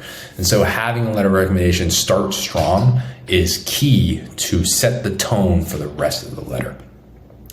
And the other point of the experiment, in case you were like, wait, why are these guys way off? They only gave you 3 seconds to answer the question. So you had to make a snap judgment and say like, 500, right? Or, 2,000, even though the answer is 40,000. Okay, so you didn't have time to actually calculate it. But that's the first sentence. I've known Mike for 3 years, ever since he started working in my lab as a research volunteer. So now we're starting to describe the context as to how this writer knows me, the basis of the foundation. And here's some ethos. During this time, I have mentored over 30 undergraduate researchers. So I've had the opportunity to personally mentor dozens of terrific young scientists and medical students. This answers a question for the admissions committee, like, why should I care about what your opinion is? When you have the relativity, when you've had the ethos of working with many students in the past, that gives your word a little bit of weight because you've seen where they've gone, you've seen how their career has progressed, and you can compare this student relative to others. Like most of these students, he too is exceptionally bright and creative. To me, that suggests that being bright, being creative is just the fundamental baseline you must have in today's day and age, right? You have to be bright, you have to be creative, you have to be hardworking, but what else will you bring to the table? But Michael stands out amongst the rest as perhaps the most dedicated to improving the lives of those who struggle because of their race, disability, or financial situation. So after that underlying fundamentals that we all have wanting to be physicians, all physicians need to be bright and creative and hardworking. What else are you going to bring to the table, right? And if you think it's hard to bring something else, you think it's hard just to meet this standard and then bring something else, I mean, this is modern day medical school admissions. You are going to have to be exceptional. And I know that you can be exceptional, but that doesn't change the reality of the standard that's being set nowadays. So this is what I bring. I bring this dedication to communities of Vietnamese and Latinx cultures. So as he has already shown through his volunteering for the Vietnamese and Latinx communities in Los Angeles, this is a claim, right? My letter writer is saying this guy brings community health excellence to the table. So in the future, he needs to make sure that he supports that claim. Let's see if he does. Michael was born and raised in Los Angeles, but his father left Vietnam after the Cambodia-Vietnamese War erupted when he was a mere teenager after being released from communist prison by sheer luck and surviving an arduous, hellish really, boat journey to Indonesia. This is all true, and this shows in my mind how much trust and how much effort my professor got and spent in getting to know me, right? Not a lot of people know this about me, not a lot of my friends, but over the last 3 years we've been working together, where I've come from, what I'm about, what my belief systems are, where do I get my values from, these stories come out, right? And I appreciate my professor for listening and getting to know me and understanding who I am and where I come from. And it gets summarized beautifully in this piece about my father's journey to America. Eventually, Michael's father immigrated to the U.S. and settled in Los Angeles, where he's worked in a humble clothing store in Chinatown for more than 25 years. So back to this comment here, it's just a demonstration that my mentor truly understands me. He understands like where I came from. This was really only 1 or 2 conversations in the beginning of my 3 years in the research lab. So I was very surprised that he still remembered that. He put that in a letter. It's a testament to the quality of mentor, right? And so if you want a strong letter of recommendation, it'll come from a strong mentor, someone who has a track record of working with, developing, and growing other students like you, right? And I'm unbelievably lucky that he's been on my camp since college. Settled in the U.S. where he's worked for a humble clothing store. If your mentor appreciates you more than what you offer in that very specific extracurricular academic niche, encourage them to share that. It shows that you're the type of students who mentors want to truly get to know, right? He's only gotten this information. He's only been able to add this information because he's willing to listen and ask and learn. Like, what can I give him as a 18-year-old college student? Well, I can give him my stories, my belief systems, how the younger generation is thinking about work and research and getting into medical school. And it's a testament to his dedication and openness to growth that he was able to learn this about me and eventually include it in my... To say that Michael had to overcome significant adversity is an understatement, considering blank. In my conversations with Mike, he always shows pride in his parents' struggles and what they allowed him to achieve through his own sacrifices. Again, fantastic bit of context that demonstrates the letter writer really understands who this student is, in this case, me. So if you want to reverse engineer that, get to know your mentor. Get your mentor to get to know you more, your story, where you come from, what you care about, what you don't care about, right? If all your letter writer can just say is what grade you got in the class or how many years you've been in the lab or things like that, then they don't know you to an extensive capacity. But if they can share what you're doing on the weekends, what struggles you're going through to get to college and to get to medical school, what things you're contending with in your mind and how you're trying to balance school and everything in between, those things are relationship builders that will make its way into a interview, in a letter of recommendation or in a phone call. And to be fair and honest, most of my medical school interviews commented on how strong this letter of recommendation was for me. And you'll find that many interviews have that. When you have a strong letter of recommendation, it will be the core central topic of conversation because people are very excited to meet students who have been supported so powerfully. Mike began working in my laboratory in January 2017. He was interested in research as a freshman, and I was accepted to the biomedical research minor, a highly competitive program for students who are considering careers in biomedical research. This is, again, context surrounding my accomplishments and how they're relevant to getting to meet him. During our initial meeting, I was struck by his maturity, curiosity, and incisive questions about projects I was describing to him. I invited him to be clear, this part falls a little bit flat because there's no examples of the questions I asked, no examples of my maturity, no evidence that really supports it. However, from my perspective, the reason he wrote that, and I think, is that I had spent 3 or 4 hours reading the guy's website, trying to understand his abstracts. As an 18-year-old freshman, I didn't take a single bio class in college yet. I didn't know anything about neuroscience and stroke recovery, which he works on. And so it took a lot of hard work reading his website, Googling things I didn't understand, trying to get a sense of what the project was even about. And what's worse is that those projects were 6 to 9 months old. He didn't even update the website by the time that I got to him. And so they were working on new things, but I was only able to ask curious, good questions because I had done the work in front. He started working in the laboratory shortly there. I invited him to the lab essentially on the spot, right?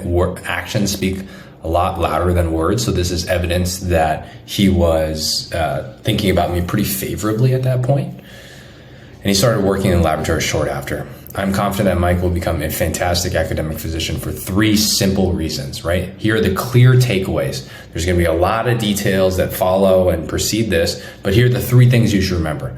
He's bright, he's mature and kind, he's very curious, right? Technically 4 things.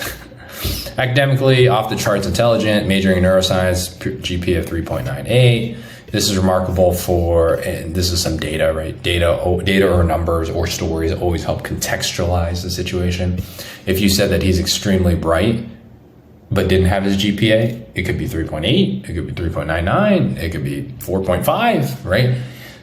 Having the clear, objective data to support what you're saying is always helpful. This is remarkable for the demanding major and minor, but considering how many hours he dedicates to volunteering in the lab, which is 12 to 15, so more data to show the reader how much time I'm spending in this research and how much I'm still able to complete outside of the lab. He's far from the stereotype of the nerd or geek with limited social skills. I love this because it's, again, another kind of contrast to set up a comparison. There's like a joke, like the context part of the joke, and then there's a punchline, right? Mike is far from the stereotype of nerdy or geeky kid. It's this like 3.98 GPA, going into the lab 12 to 15 hours, probably wears a bow tie and suspenders and is like a little awkward socially. But he sets up kind of the joke and the context, and then he hits the punchline, which is, he's far from that stereotype of nerdy or geeky with limited skills. On the contrary, what I love about Mike is that he's completely at ease speaking with professors, right? You're starting to get a picture of who I am.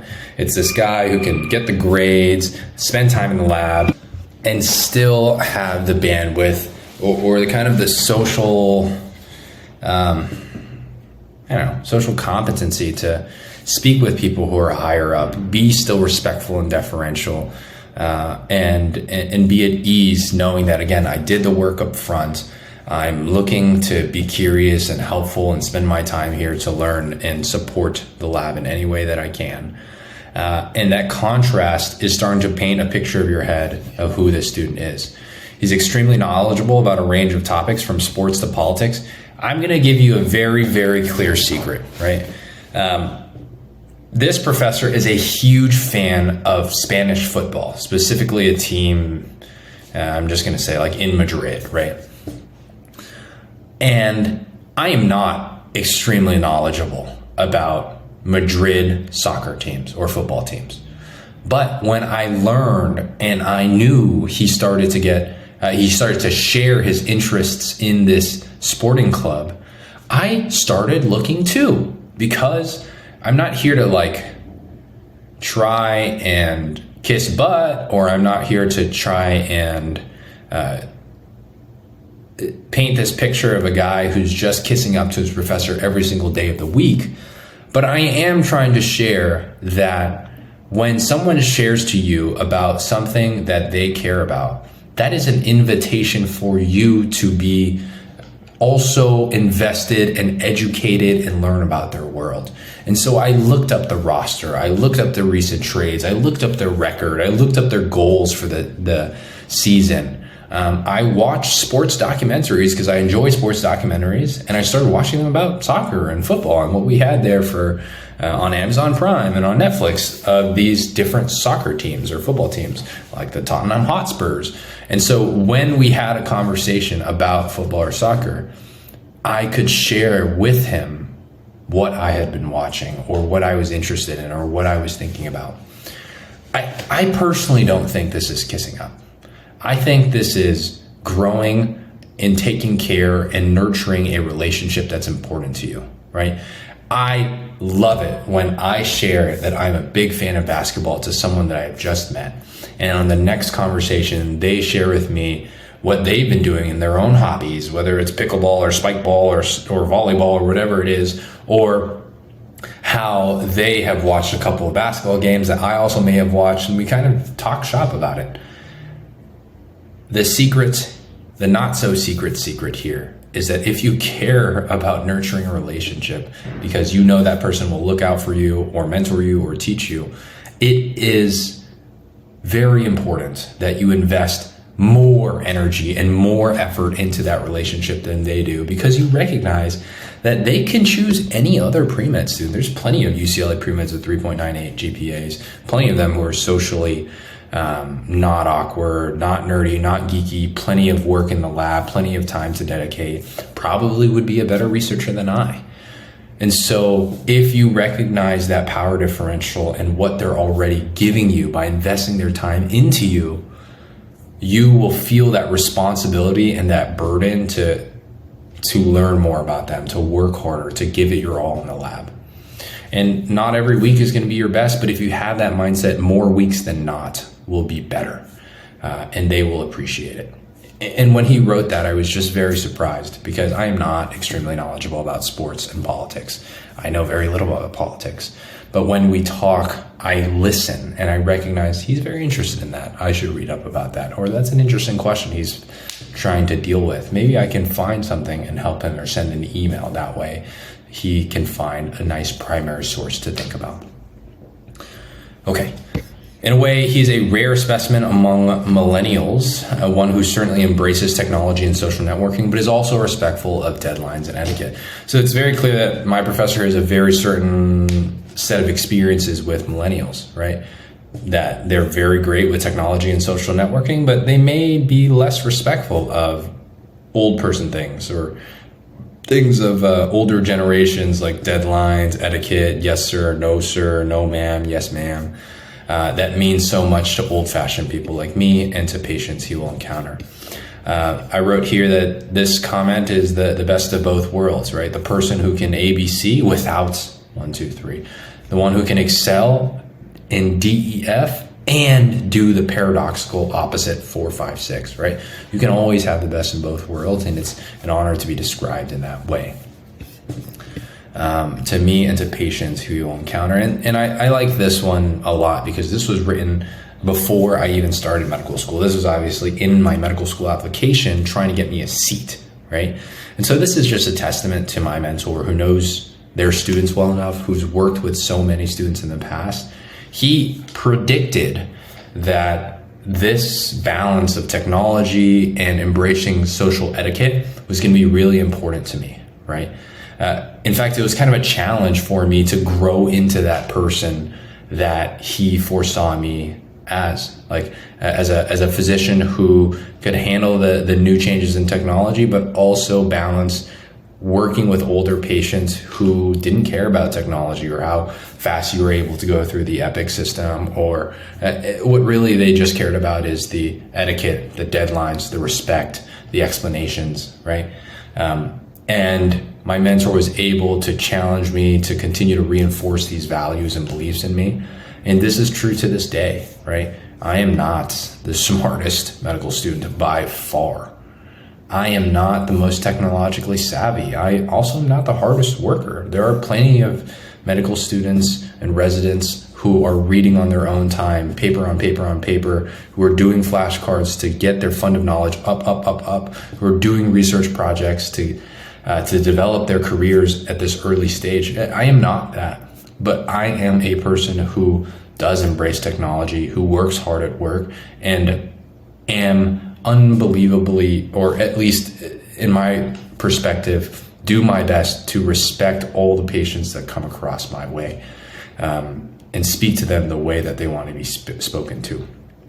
This reminds me of the late, great Kobe Bryant, who had a history of tweeting to certain basketball players that were young as a challenge for those young basketball players what their next step in their career was. So for someone like Jason Tatum, who's like an offensive juggernaut, he texted Jason Tatum, like, your next goal will be to be the defensive player of the year, and challenging him to level up his defense to become a more complete player, right? He did this with a ton of young superstar talents, and putting that challenge out in the world and asking your students and mentees to really grow into that is honestly one of the most powerful gifts any mentor can give you. So this, I read, is kind of like a challenge to me, as can you maintain your modern millennial strengths and also hone and lean into your deadlines, etiquette, more old-fashioned things that people appreciate. All right. Intellectually curious, has a talent for research. Specifically, here is now where we're describing the research. Michael helped to train mice to perform a whisker discrimination task recorded from neurons, cortical areas, calcium imaging before and after stroke, change their tuning to adopt new functions after stroke. Notice that this is the PI, this is literally the head honcho in the lab, and he doesn't actually really talk about the research that much. He talks about 2 or 3 things that I did in the lab. He doesn't explain the project from beginning to end and all the grants and all the posters and publications and abstracts that we did. No need for that, right? Very simple. Let's focus on what I, as a letter writer, know about Michael and how I can share what I know from him personally that may be helpful to a medical school admissions committee who's considering admitting him. Successful in training mice. Okay, this was a very complicated behavioral assay that required discipline, attention to detail, and consistency. And I wrote again, this is just a bunch of science hubbub, or whatever, gibberish. If this was a admissions committee member who is a psychiatrist, none of this makes sense, right?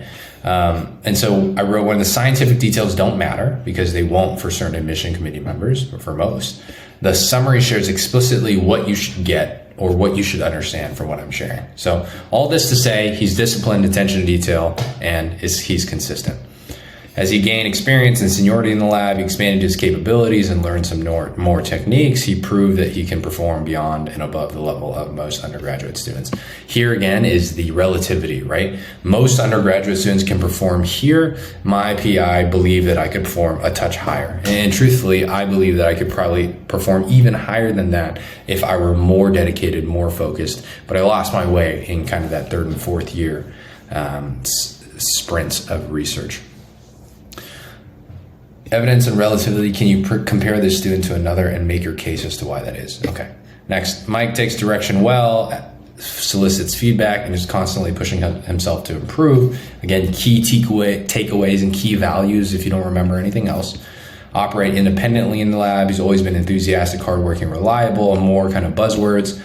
He always demonstrated an unusual degree of creativity and intellectual curiosity, frequently asking questions. Again, no specific questions, no specific examples of creativity. And so it falls a little bit flat because there's no evidence to support this. Friendly, works collaboratively in a team, and is well-liked amongst the members of our research group. One of Michael's strengths, one that will serve him well when interacting with patients, is his gregarious, easygoing personality. A lot of fun to have around, always cracking funny jokes, always positive and happy. Again, I wrote in this comment, I'm not sure if this is like a self-fulfilling prophecy, less likely because I never saw this letter of recommendation until 3rd or 4th year of medical school. But the best mentors can always guide you to leaning into what makes you special. It takes a self-awareness. It takes an acknowledgement from those closest to you to really double down on what makes you special. An equal level of maturity to recognize whether you're mediocre or weak at something, right? Again, I told you earlier, I'm not the smartest, hardworking, most resident. I work hard, but I'm not the hardest working. I believe I'm smart and I have a good fund of knowledge, but but I don't have the deepest fund of knowledge. My medical bag is lower than others, right? But I do know that what I can lean into more than other folks is I can roll with the punches. I have an easygoing personality that even when things get tough, I can push through and be stubborn and get through all of that. And that is still true to this day. If your mentor can challenge you that way or identify your strengths or understand your weaknesses, that's a sign of a good mentor who's paying attention to you. And those are the things that I can bring to the table, right? And so understanding some of those things, if your mentor does, that's a good sign that you guys have a strong relationship.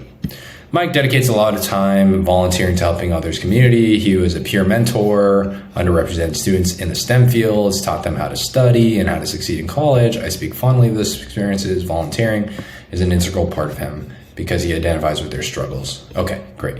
So this is a classic letter recommendation where the letter writer essentially just repeats your CV, right? They write about places where the author themselves does not have unique experience. He never saw me volunteer. He never saw me as a peer mentor. He never saw me teach molecular biology. He never saw me in the Vietnamese community health fair, speaking to Vietnamese patients, speaking to Spanish patients. But he's essentially just reiterating what's on my CV. You will do that in your work and activities. You will do that in your personal statement. You will do that in your secondaries, right?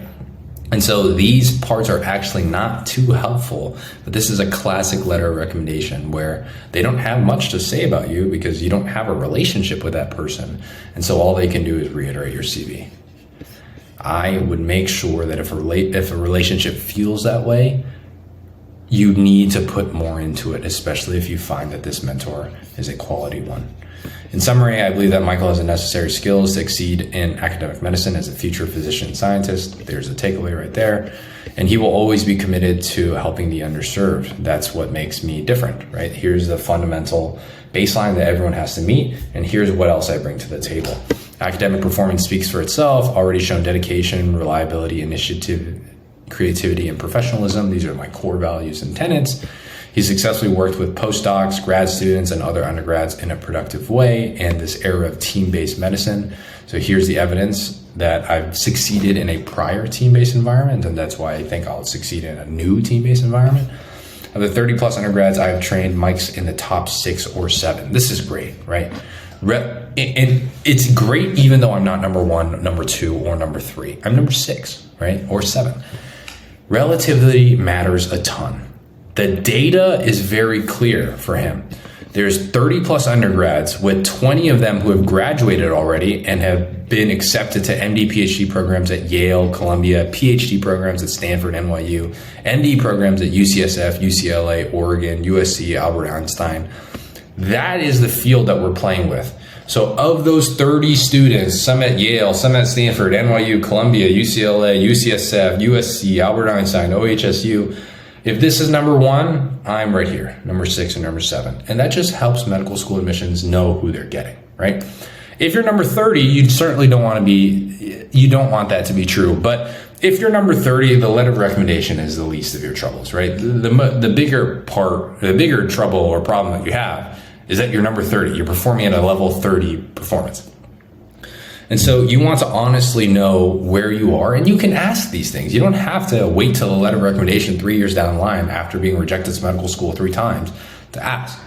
You can ask every half year, hey, I am trying to be the best I can be in this lab. Of the undergraduates you have worked at, where do you think I'm kind of at, and how do you think I can increase my standing? Maybe they don't tell you where you're at relatively, but they will certainly tell you how you can improve, right? Write those things down.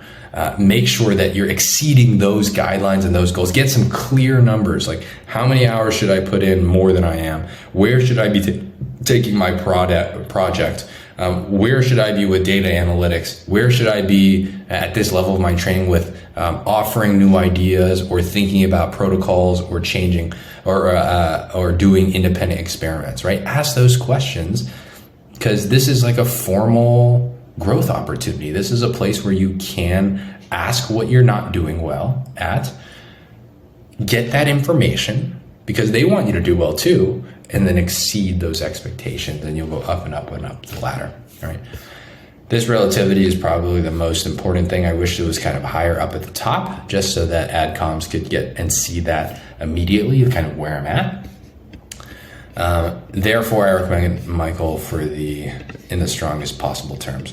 I wrote here, here's a group of people I'm being compared to and where they fall in a similar admissions arena. And then note that at the end of this entire page and a half of letter recommendation, one of my strongest letters, it spoke very little about posters and presentations and abstracts and science, right? This was my science PI, but there was maybe 3 sentences about that. They're not relevant. I will share that in my working activities. I will write that in my personal statement, in my secondaries, in my interviews. I'll talk about it. But this letter's goal is to be a personal inside look as to what makes me special from the eyes of that professor, right? It's a protected space so that the author can share their own protected, privileged, and personal perspective, and not to simply reiterate my CV, not to simply reiterate my work and activities section, but to properly share from their perspective after working with 30 plus students, some of ones at Stanford and UCSF and NYU, who I am, where I'm at relative to other students, how I can improve it, and most importantly, like what I bring above this underlying foundation that all medical students should have. All right, so if that was helpful, I want to share a couple of key takeaways at the end. There is a person online named Ramit Sethi. He's really known for personal finance stuff, but there's something in that industry that I learned that I think is really applicable here. He calls it his D to C principle, or derision to curiosity, disparagement to curiosity. And essentially, instead of looking at a letter recommendation and saying, oh, that must be nice to have such a great mentor, Mike, or, oh, it's so great to have a 3.9 GPA, or, oh, yeah, your PI spent so much time learning about your father's journey from Vietnam. Be curious. Throw away the ego stuff. No need for any of that. I want you to get a strong letter of recommendation. I know you can build a strong relationship with a professor, so start being curious. I wonder how Mike built this relationship. I wonder how he got to the point where his professor sees him as intellectually curious, sees him as being social, jokes, all this stuff. I wonder. And when you ask those questions and try to get to the bottom of how this letter of recommendation was written, you'll start seeing opportunities for you to improve. Should I bring more to my lab meetings? Should I do more research about my PI and ask him about his or her interests? Should I work harder and put more hours into the lab? Maybe you are throwing your hands up in the air because your letter of recommendation feels very weak and you know it, and so you're hesitant to ask. But then you see, I work 12 to 15 hours in the lab and you may be working 3 to 5, right? And maybe that gives you some more context. Or maybe you're working 20 to 30 and you feel like your relationship is way weaker than mine. Then be curious, right? Well, I wonder why I'm working twice as hard, yet my relationship is weaker, right? What do I need to do better to get to the point where my letter is as strong as I'd like it to be, or as I deserve it to be if I'm working that hard? Second is be intentional. What would your dream letter of recommendation look like, and what would you want it to say about you? I mean, I love that he spoke on my gregarious, easygoing personality. And my favorite line is that he shared that I had an abundance of knowledge about sports and politics, when I know and I recognize I don't, right? I put in work to understand the things that he was interested in so that it came across as I was interested, I was willing to listen, I was able to converse in those topics because I put in a lot of work to study the things that they mentioned again and again and again. That was the most meaningful to me because it showed that my listening was important to him and that he noticed and recognized that. Begin finding places to share your other interests or other activities in lab meetings, water cooler chats, emails. If you see something cool that you want to share, 2-sentence email with a link is pretty much all you need to send.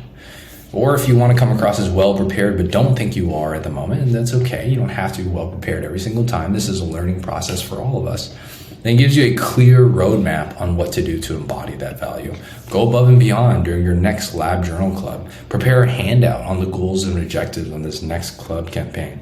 Create a set of questions that shows your physics professors all the things that you've already tried to do, so that when you go together in office hours and try to inch at these problems, your professor can see the work that you've put in, right? Do more. Be better. There's no shortcut. There's no secret. It's just hard work. And this is what hard really looks like.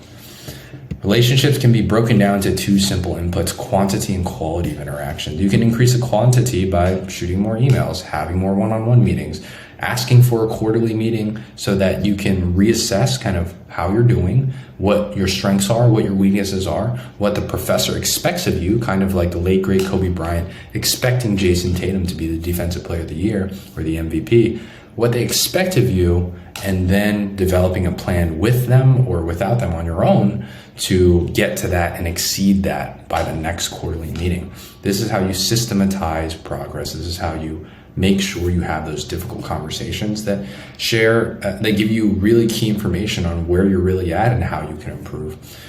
Spend more time with the drop-by office hours. I don't understand when people want a letter of recommendation from a professor, but the professor offers 20 office hours over 10 weeks and they've attended 3, right? Just because you don't have a question, in my opinion, means that you haven't worked hard enough. You might not have questions about the homework or the quiz or the test, but you may have questions about their career, their research, their extracurricular interests. I think there's always something to learn from someone else. And if you have literally no questions, in my head, that means that you haven't done the work to figure out what else to ask. Okay, and then quality. You can increase the quality of each interaction. You can become more well-prepared, become more intentional and more thoughtful, but it just requires work up front. It is hard to get to know someone. And remember what you're asking from them. You're asking them to sign a piece of paper, write glowing things about you, say you're the best thing since sliced bread. Of course, it's going to require years of nurturing and building that relationship.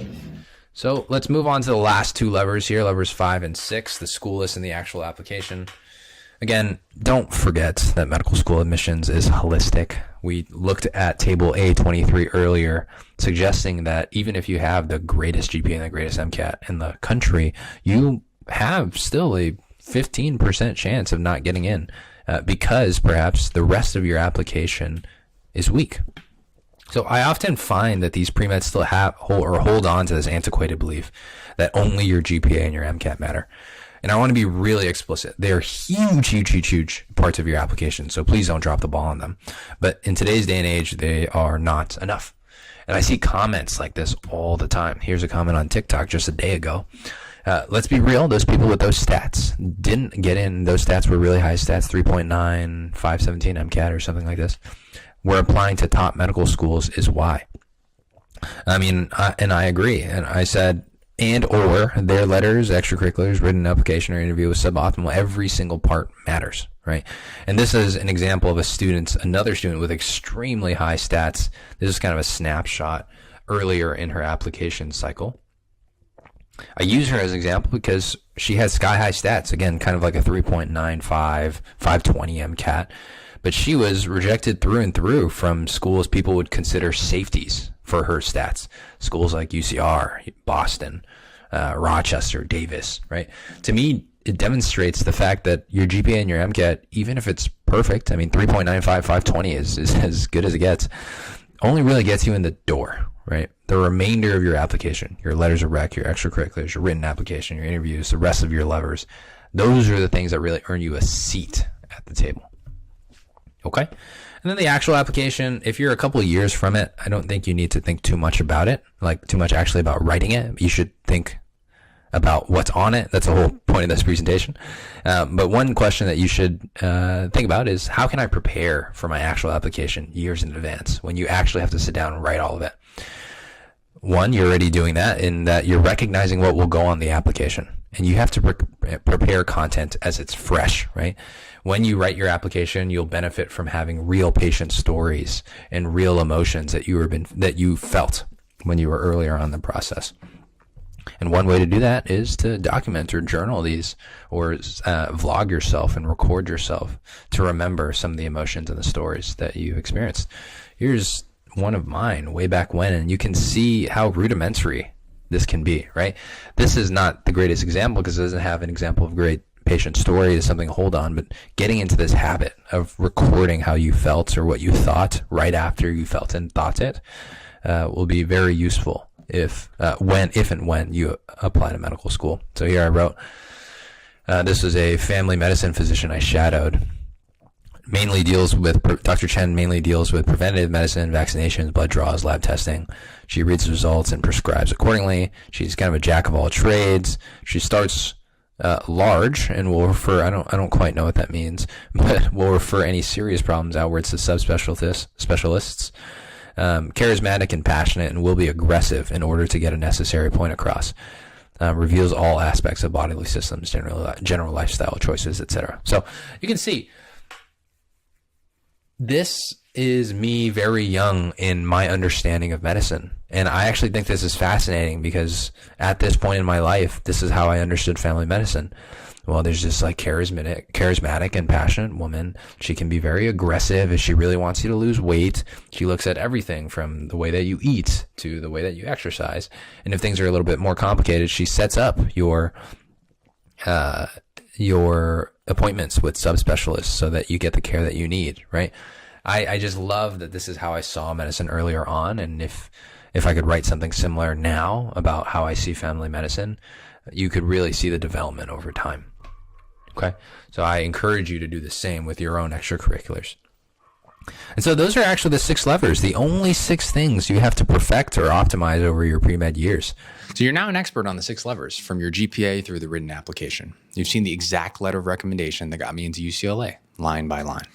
Here's what you haven't seen: how all 6 of these come together on one piece of paper. Because the truth is, most pre-meds are siloed. They optimize one lever at a time, and they never zoom out to understand the complete cohesive application. That's a problem, because you can't pattern match what you've never seen. And if you never zoom out, you don't realize how individual decisions pull your levers apart from one another. So what does a complete cohesive application look like? I'll show you my actual AMCAS application. It earned an acceptance to UCLA Medical School, my dream medical school, which had a 1.3% acceptance rate. You'll learn what caught the eyes of AdComs, and more importantly for you, what I would do differently if I applied today. Let's get started.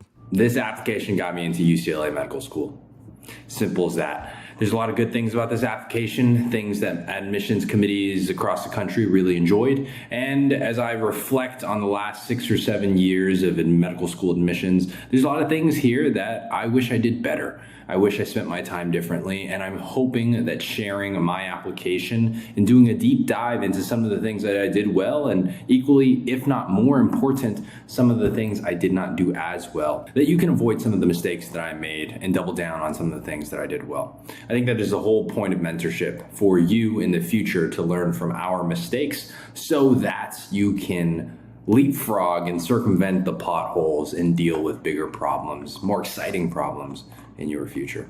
So the concepts that I'll talk about today really revolve around the zone of genius, or the passion pillars, really having an application centered around who you are and what you care about. Also, the value of having an impact over anything else, over a title, over having a theme. Impact, black and white, and the most difficult part of all of this is the thing that comes first. Nothing else matters if your impact is lacking. We'll talk about some other concepts. YONO is another one, you only need one, that I think is a often misunderstood concept in the pre-med space, where it feels like shadowing or clinical experiences or research are just so hard to come by. The second you break that first door and you overcome that first hurdle, everything really starts falling into place after that. YONO, or you only need one. Without further ado, let's go ahead and go forward with our first concept. I call it the 3 pillars, or the zones of geniuses.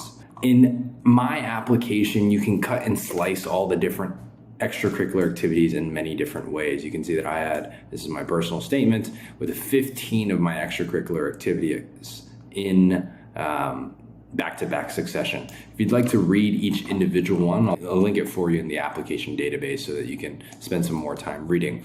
But overall, you can categorize all the things that I did really into 3 buckets, with things that kind of fall a little bit outside of those purviews here. So number 1 is teaching or mentorship. I was the mentorship director for the biomedical research minor at our school. I was also a basketball coach, which is a teaching and mentorship position. I was also a health coach where I worked one-on-one to help patients lose weight. I was also a molecular biology PLF, or peer learning facilitator, for 3 years, after which I ascended to the supervisor position where I hired all the other biology and life sciences PLFs on campus.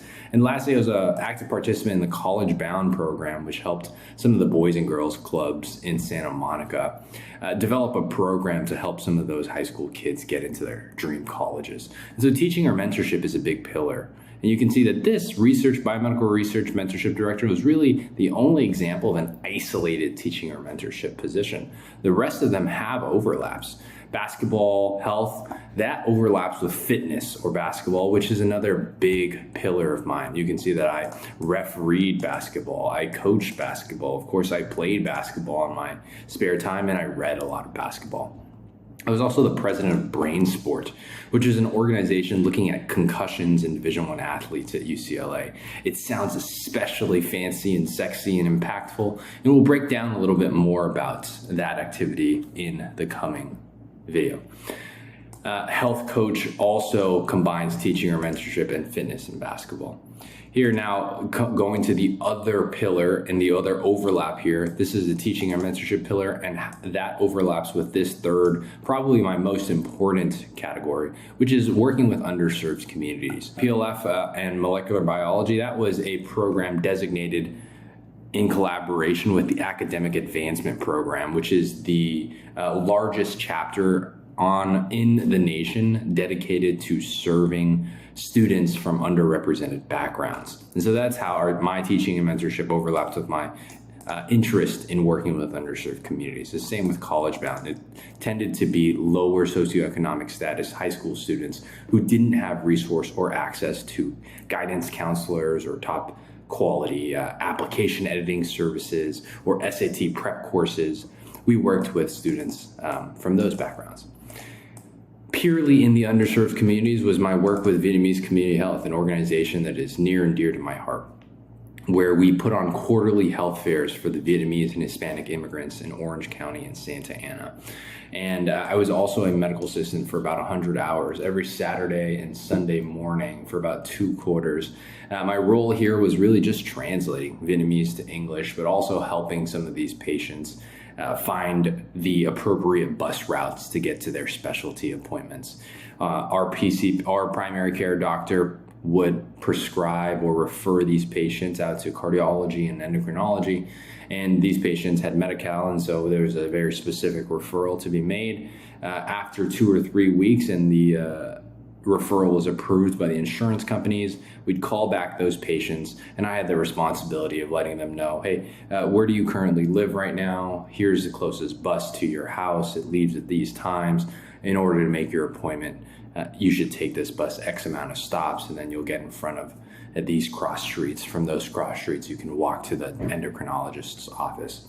It really gave me a deep insight into just how complicated accessing healthcare was for some people. You'll notice that there's an overlap there between teaching and mentorship, underserved communities. There's an overlap between teaching and mentorship and fitness and basketball. And there's no real activity that overlaps with underserved communities and fitness or basketball. And that's okay. You don't have to fill all of these. You don't have to have one golden activity that combines underserved communities, teaching and mentorship, and fitness and basketball. But this framework allows you kind of a mental model to think about, oh, hey, wouldn't it be interesting if I did something that was fitness or basketball related in underserved communities? That would be a nice opportunity to explore because it's a combination of my 2 interests. Here, I thought of a sample example, but I think this is one thing that I always see every winter time in the NBA. There are commercials of particular NBA players fundraising to add a very nice NBA quality hoop to a local park, or fundraising for 100,000 basketball shoes to hand out to folks that would love to play basketball but perhaps don't have the right footwear to do so. Eventually in my future, I hope to do something like that. And that is at the overlap of underserved communities in fitness and basketball. You'll see that's not inclusive of everything that I did. Not all of your extracurricular activities have to fit neatly into these pillars or overlapping categories.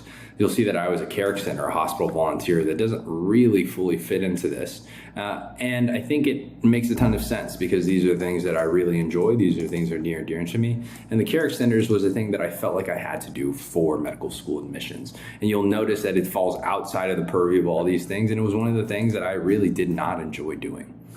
Other than that, I also was a health services researcher looking at different ways to understand healthcare delivery, to understand polypharmacy, to understand transitions of care when someone goes from the hospital to a nursing home. What does that communication look like? Or when someone goes from a hospital to their home, what does that discharge process look like? And arguably one of the most meaningful activities in my entire extracurricular activity profile, the one that I spent probably the most amount of time on is the stroke recovery basic science research, where we looked at different ways that the brain would remodel after having a stroke. So I worked on that research project for 3 years, over 1,200 hours or something of the sort like that, and doesn't really neatly fall into any of these categories. To be fair, again, maybe that does suggest that I enjoyed it a little bit less than the other ones. Maybe that's true. But I did feel like I learned a ton being in that environment, working as a team. And so I just want to make the point that if things fall outside of your zones of geniuses, you have to think about why you're doing it. Perhaps you feel like you're doing it just for medical school's sake. And in those cases, those things that don't really teach you much, that you don't really enjoy, and you're just doing it for medical school sakes, I put that on the left side here, the stay away from pile.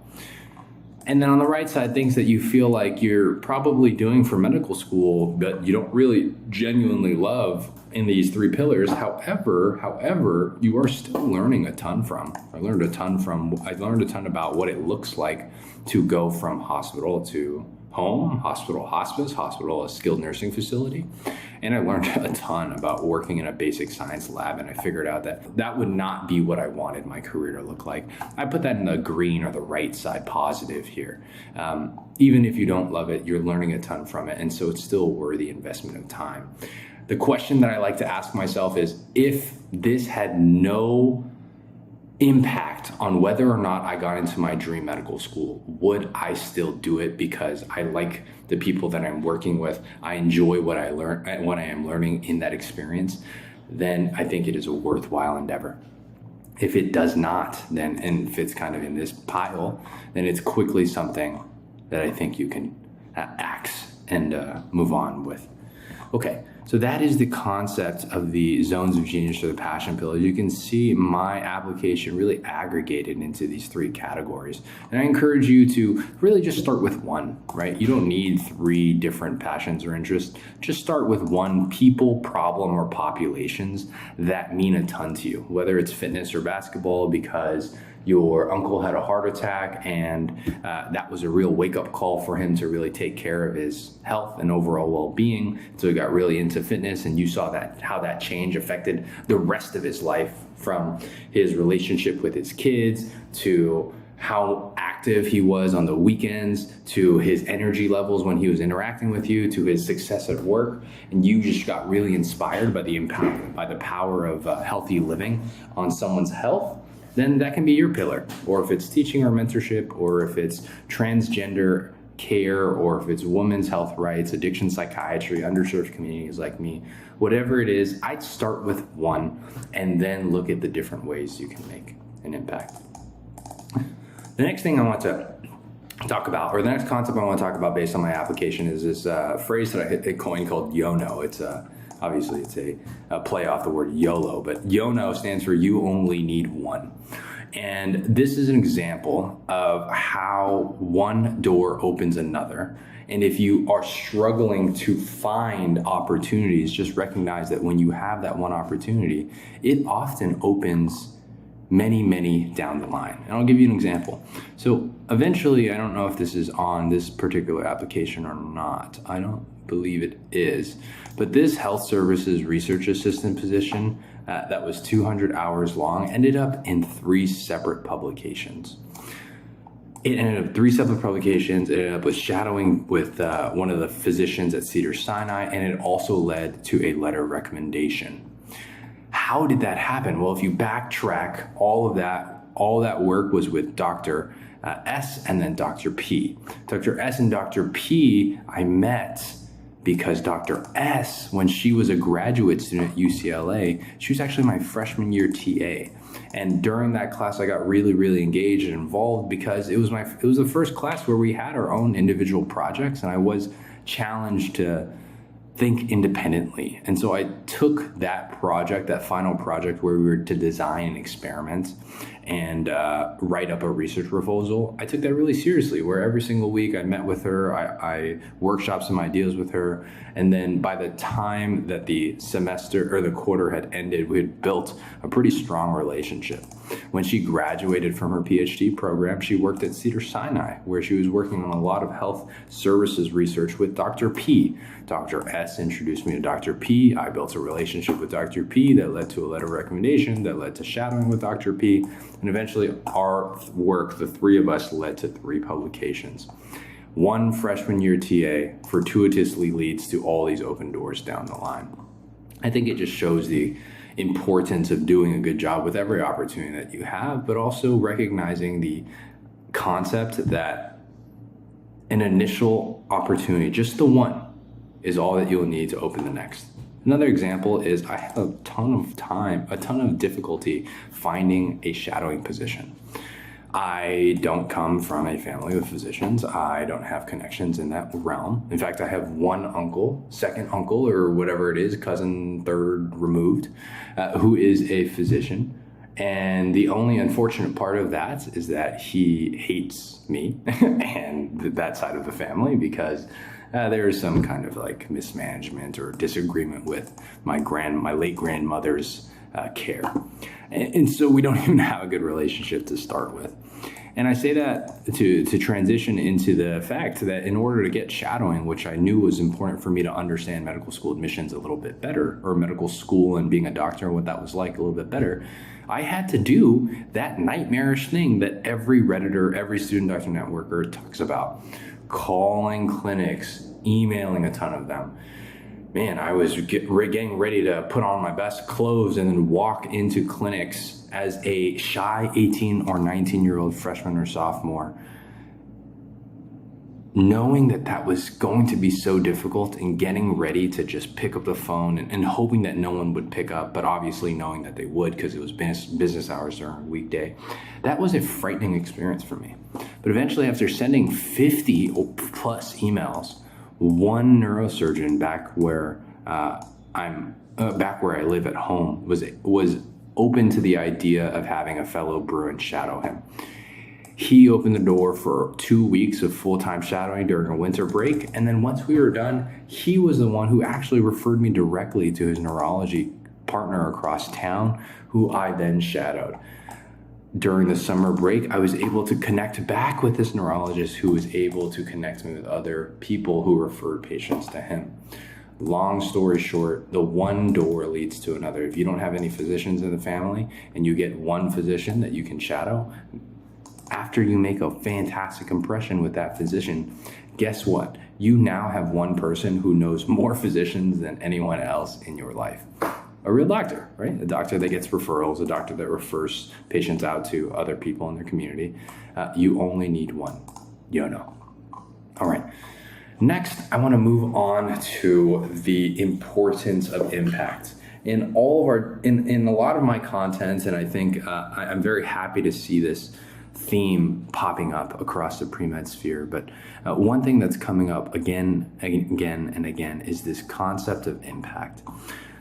That being said, still to this day, as I currently and every single day interact with pre-meds that we mentor, I still see this inherent fascination or tie to things like a title, like I want to be the president, I want to have a leadership position, or a theme, like I'm really passionate about neurology, I'm really passionate about fitness, I'm really passionate about sports. And I still see an underappreciation for the level of impact. And so I wanted to give you a sense of what an activity that had seemingly everything looks like when it doesn't have impact. Let me give you an example. Here's Brain Sport, where I was the president of this organization, spent 175 hours over 3 years. Experience combines my passion for sports and medicine. I helped found and am the president of the Brain Sport Undergraduate Division, a group of students who assist with baseline testing, which are student athlete assessments. We measure balance, eye tracking, reaction time to service benchmarks should the player receive a concussion. Because baselines are seasonal, I started additional projects, including a mentorship program with the medical school, concussion lesson plans for neighboring high schools, and research proposals with baseline data. I learned how to lead, delegate, keep people accountable, and develop infrastructure for long-term projects. Okay, even though it sounds very impressive, long story short, not a single medical school asked me about this organization, and I think for good reason. They could see through the fact that this was an empty title. I was a president of an organization that met once every 2 weeks. We would say hello for the first 30 minutes and hang out, and in the last 30 minutes talk shop about some random projects that honestly we could have done in half a week if we all put our minds to completing it. Huge title, awesome theme, right? Remember, this is me, the guy who's very interested in fitness and sports. I was a neuroscience major, so a very fitting theme, but no impact. Do you see any data? Do you see any patient stories? Do you see anything that would suggest that this organization survived the test of time? No, nothing like that. And so it fell flat. I want you to contrast that with the Vietnamese Community Health and its demonstration of the impact that we had. So now we compare this to Vietnamese Community Health, where, yes, there's a little bit more room to write. However, I want to really emphasize the ways that I demonstrate impact through the writing. And I also want to make clear that the writing is really not the important part. The fact that there was impact made, the fact that we did actually do stuff in the 4 years I was a part of this organization, that is what is most important. It's not how you write about it. It's the fact that you can write about something that actually meant a lot to you, that you actually did a lot of good in, that you actually grew and created an impact in. This comes out and is very clear. So in 2006, 5 students founded VCH with health as gold in mind. And I wanted to just point your attention to this here. In our last health fair, the average annual income of our 150 patients was $10,000 to $30,000. 37% had no insurance and 48% spoke little to no English. 60% were at risk for hypertension, 33% had abnormal hemoglobin levels, and 10% showed diabetic sugar levels. This updated health information, otherwise inaccessible to our patients, empowers them to take health into their own hands. This is just data. It's objective. It's not sensational. I'm not painting you a picture, a flowery story. I'm not trying to convince you of anything. I'm saying this is our data. This is who we worked with. This is who they are. You can interpret it as you like. It's the cold, hard truth. And now, more data. I've applied to 12 funding bodies, earning $21,000. Do you think doing something like that just happens by accident? No, I'm not trying to bring myself up or boast or demonstrate this like false confidence or ego, but I'm trying to say that you don't get into medical school, into UCLA, into UPenn, into all these other dream medical schools, whatever yours is. You don't do it by accident. You do it by earning these positions, a position that has that level of responsibility. You're not going to walk off the street and get an opportunity to be the point person to convince 12 funding bodies and organizations to give you money. No, you have to earn that leadership position. You have to have the skills to do that. In fact, I didn't have the skills. The first time I applied, I was rejected the first time I applied, and I had to wait an entire year before getting an opportunity to do this again. Leadership without impact is a false title. Titles actually don't matter. It's the roles and responsibilities and the skills that are required to create impact like this. Those are the things that matter. Okay, so we talked about tracking how this money and things of that sort. Okay, great. So Vietnamese Community Health also taught me that medicine is founded on more than just disease, pathology, and drugs, right? It requires money to bring people out and rent venues and buy supplies. It requires volunteers and people who can build trust, who can speak native languages, who can show people where their next appointment is, who can help them manage a computer application form or call the right number on a phone to speak with a representative to get these patients actual health insurance. Those are the things that true medicine, true healthcare is built on. In fact, I think that the disease pathology, diabetes and heart disease, while they are infinitely complex, I do think that the humans behind it and getting them access, especially in these communities, that is much more difficult to do. And I can only tell you all of this because I was so involved in this organization. What can I tell you about concussion care at the Division I athletic level? I can't tell you much, right? Compared to my colleague who was the president after me. He worked as a football equipment manager, directly installing these impact velocity sensors into the helmet, measuring the velocity and acceleration that the heads took when they took a big hit like that, right? He can tell you a little bit more about the mechanical engineering, how they use that data, how coaches and trainers look at these readings and say, hey, I'm just really not sure if you're ready to play because 3 months ago you were able to react at a speed of 0.5 seconds, but now your reaction time after that big hit was 0.95 seconds. It's almost double as long as it originally took. Because he made a larger impact, because he had more skills, because he has more responsibilities, even though he didn't have the title, right? He was a volunteer at the time. His activity there is much more impactful. So that is the point that I'm trying to make here, that titles and themes aren't anything if the impact is not there. The impact comes first. And in fact, if you have a title and if you have a theme and there is no impact, that looks twice as worse, because you are flaunting this, showing your peacock feathers and demonstrating, hey, this is an activity that you should pay attention to, medical schools. But when they actually pay attention and you set the expectations that this would be something fantastic and it falls flat like that, it is just an utter disappointment. And that is the wrong word that we want to use when describing your medical school application. So let's take a deeper dive into impact. I think some things that you'll really recognize with the Vietnamese community health or activity, as well as some of the others that I'll show you, is that unsensational, cold, hard data are really, really important. So are details and phrases only known to people who are really great or world-class at this activity. Those are ways that you can demonstrate impact in your organizations or in your writing.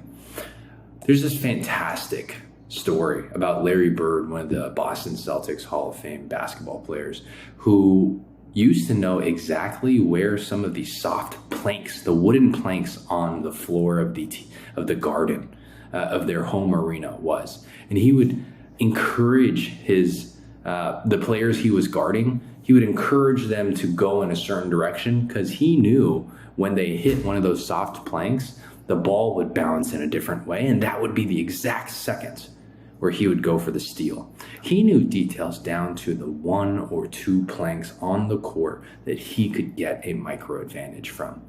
And that is the level of detail that we're going for. And I'll give you an example here with one of my favorite extracurricular activities.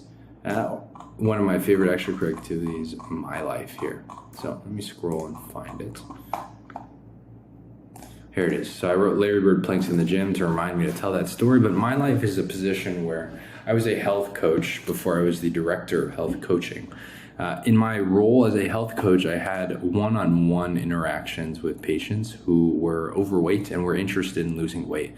What we did was we partnered them with a coach, that was me, and then we offered them a Fitbit to track some of their metrics.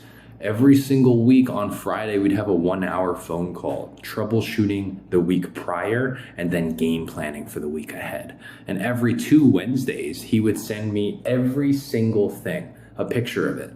Every single thing that he ate that day, we were calling those food diaries. And by sending us a picture of what he ate, he was able to reflect on, okay, well, this is what's in front of me. Like, is this going to actually help me get closer to my weight goals. It helped him be a little bit more present with what he was putting in his body. And I want to show you some of the details that my first patient, Ben, I've been using the pseudonym Ben for him for so long, I actually don't remember his actual name. But Ben was my first patient. He weighed 244 pounds, very specific number. I remember him weighing in like that, and he made the comment that said, whoa, that's higher than I thought, right? Because I think he had a scale at his house that was a little bit less calibrated. And it was 70 over the upper bound of healthy for his height. One detail here that I underlined, driven by disgust, he didn't walk in the sun because he hated feeling sweaty.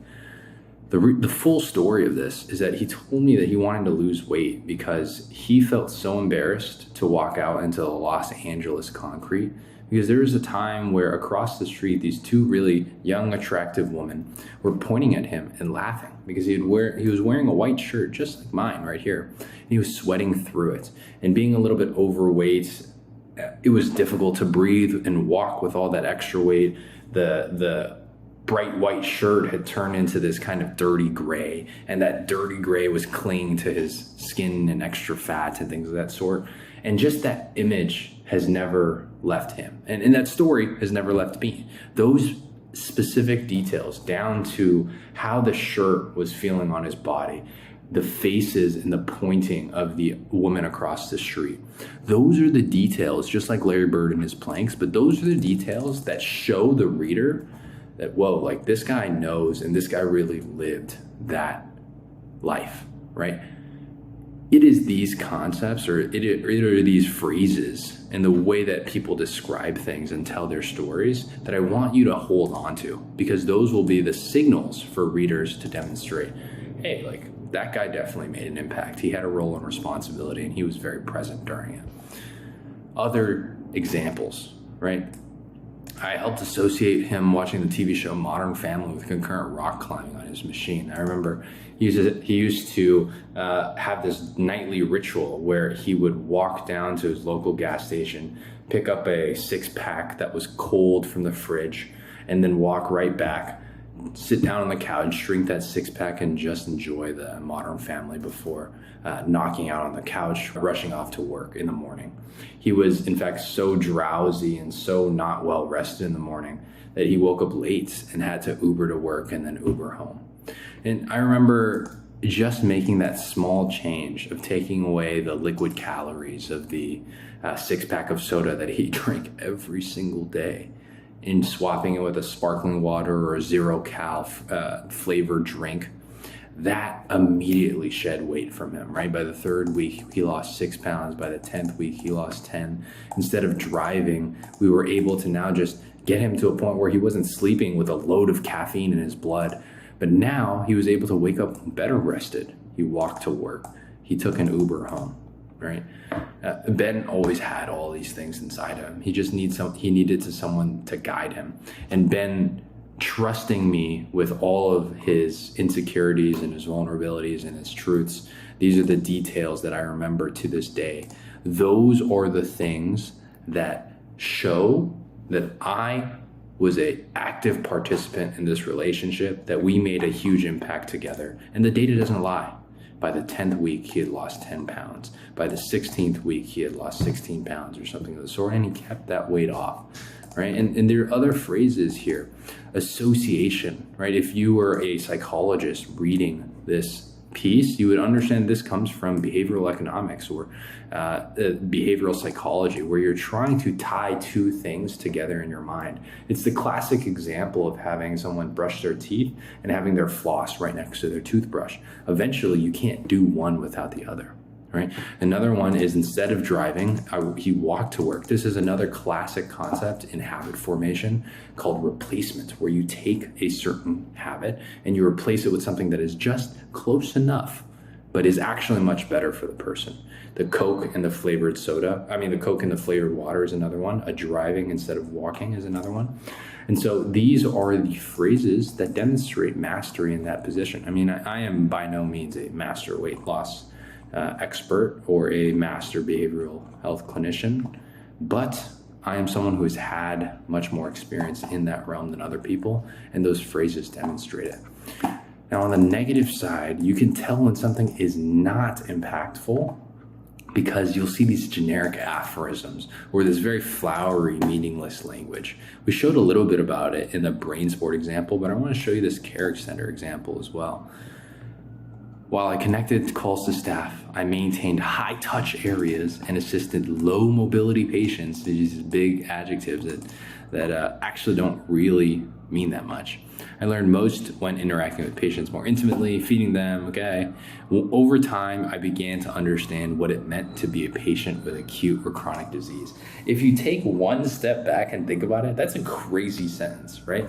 Because disease is either acute in the short term or long term, chronic. So I understood after 343 hours of just sitting there at the hospital, I understood what it meant to be a patient with all disease. It's kind of a big sweeping statement. There's no detail there.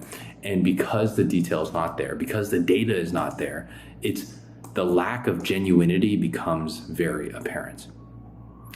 Working in a trauma hospital showed me many components of day-to-day medicine, the teamwork, the red tape, the long hours, and above all, the satisfaction this field provides. Again, not very clear what exactly it is I mean, because there are no stories, there are no data, there's no demonstrable evidence of impact, and it shows.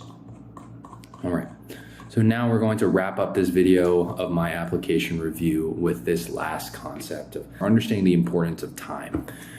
My care extenders hospital volunteering experience that we just talked about, that was 343 hours. No one asked about my hospital volunteering. Not a single one of my interviews of the 35 schools that I applied to, all these schools, not a single one asked about my hospital volunteering, and yet I spent the most time in it. Secondarily, I was an intramural referee. I spent 107 hours. Conversely, even though it was a third of the time, every single school asked about it. And it's not because it was unique. I don't want you to get the wrong impression. I want to share this experience with you so you can actually see what made it so interesting to people. So I enforce rules and regulations. I make it a safe environment for people to enjoy basketball. To be effective, I must communicate well with my partner official, display confidence when making calls, and consistently troubleshoot concerns. I've learned that officials have a core impact on the flow and outcome of the game, but it also comes with responsibilities, and people that aren't satisfied with my decisions aren't afraid to let me know. The soft skills, most notably hearing and appealing to frustrated players' concerns, can be reapplied to patient care. Many people will be frustrated with their current health, and no one likes being sick, right? And effective doctors, as I want to be, will be able to navigate that well. Every single medical school asked me an example of a difficult situation, and the first thing that comes to mind is when I was refereeing a very key semifinal game for intramural basketball. If you've ever been to an intramural event or an intramural playoffs, you'll see that some of those events can get quite competitive. And this was one of those nights where at halftime, I had both team captains come up to me individually and then together, expressing their complaints about how inconsistent we were at calling the fouls, at letting people play. It was one thing from my referee, one thing from my partner, one thing from our third partner. And so we all had to come together at halftime, the referee, the team, to decide how we were going to handle things going forward. And it is examples and stories like that where we came to an agreement that we were going to make sure that we set the tone early and say that these things are allowed, those things are not allowed. We're communicating that with the players, that any hand checks that impede player progression forward or any dirty plays would immediately be escalated, things of that sort. We made it very clear that this was our domain to handle, and we wanted the players to really just enjoy the moment and focus on the competition and not worry about the refereeing. We were going to make it fair, and that was our value, and this is how we were going to do that. Having that communication and having that conversation at halftime was one of the hardest things that I've ever done. Talking to people that are 6'4" towering over me, and they're taking this seriously, very, very seriously. And being able to build that relationship with someone who is just so hyper competitive in that moment was one of the greatest skills that I ever had. That story and that experience was of interest to every single medical school that I interviewed at.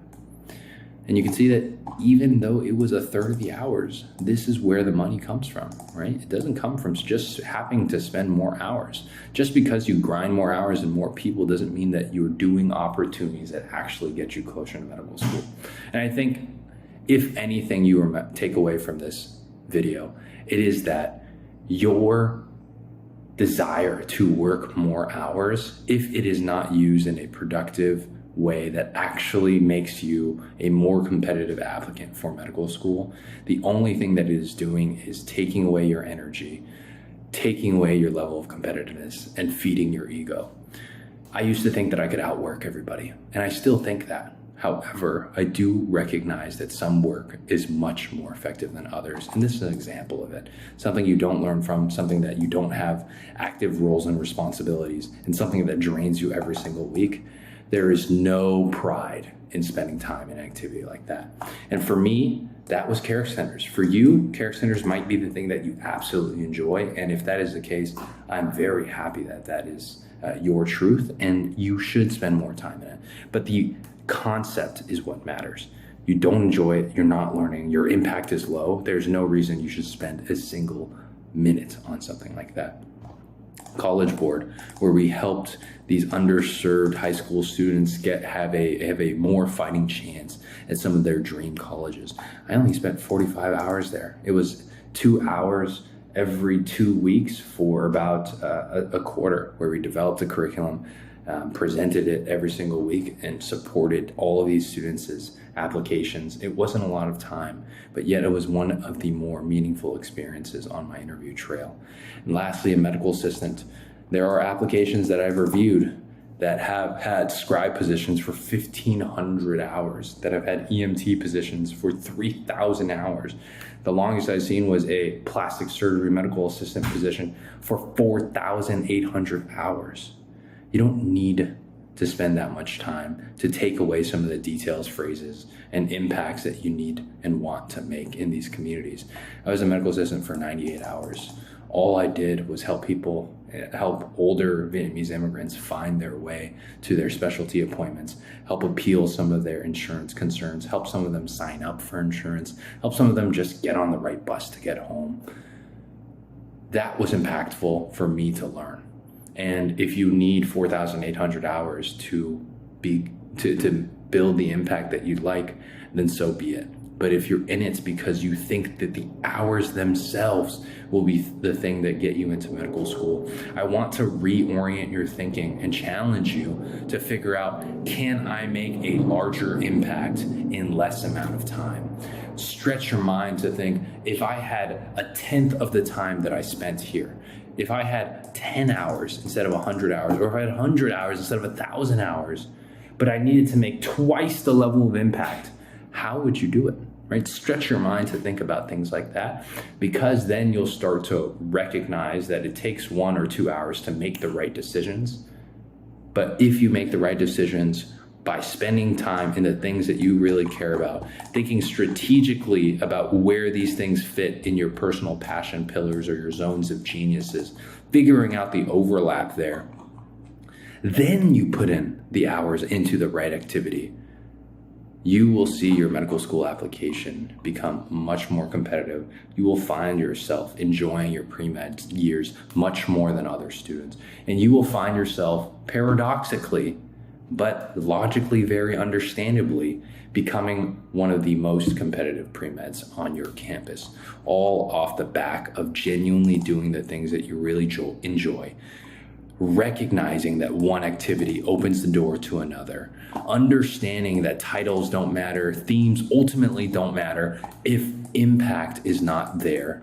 Impact always comes first. Understanding the ways that impact can be demonstrated from stories with working with real people, details and phrases only known to people who are world class in that area, and accumulating data. Unsensational, cold, hard data that just provides undeniable truth of the impact that you left on a community, a people, or on a problem that society is currently facing.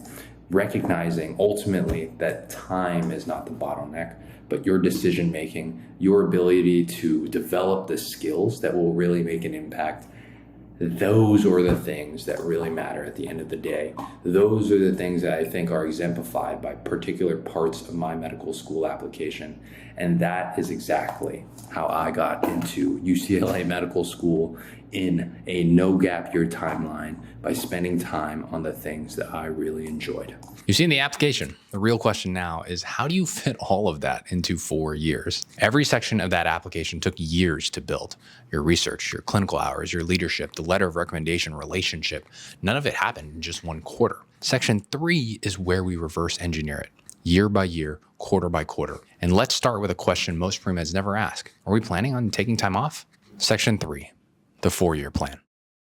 Even if you take 1 year, which is kind of a very common journey nowadays, taking 1 gap year. Even if you take 1 gap year, let me draw this for you.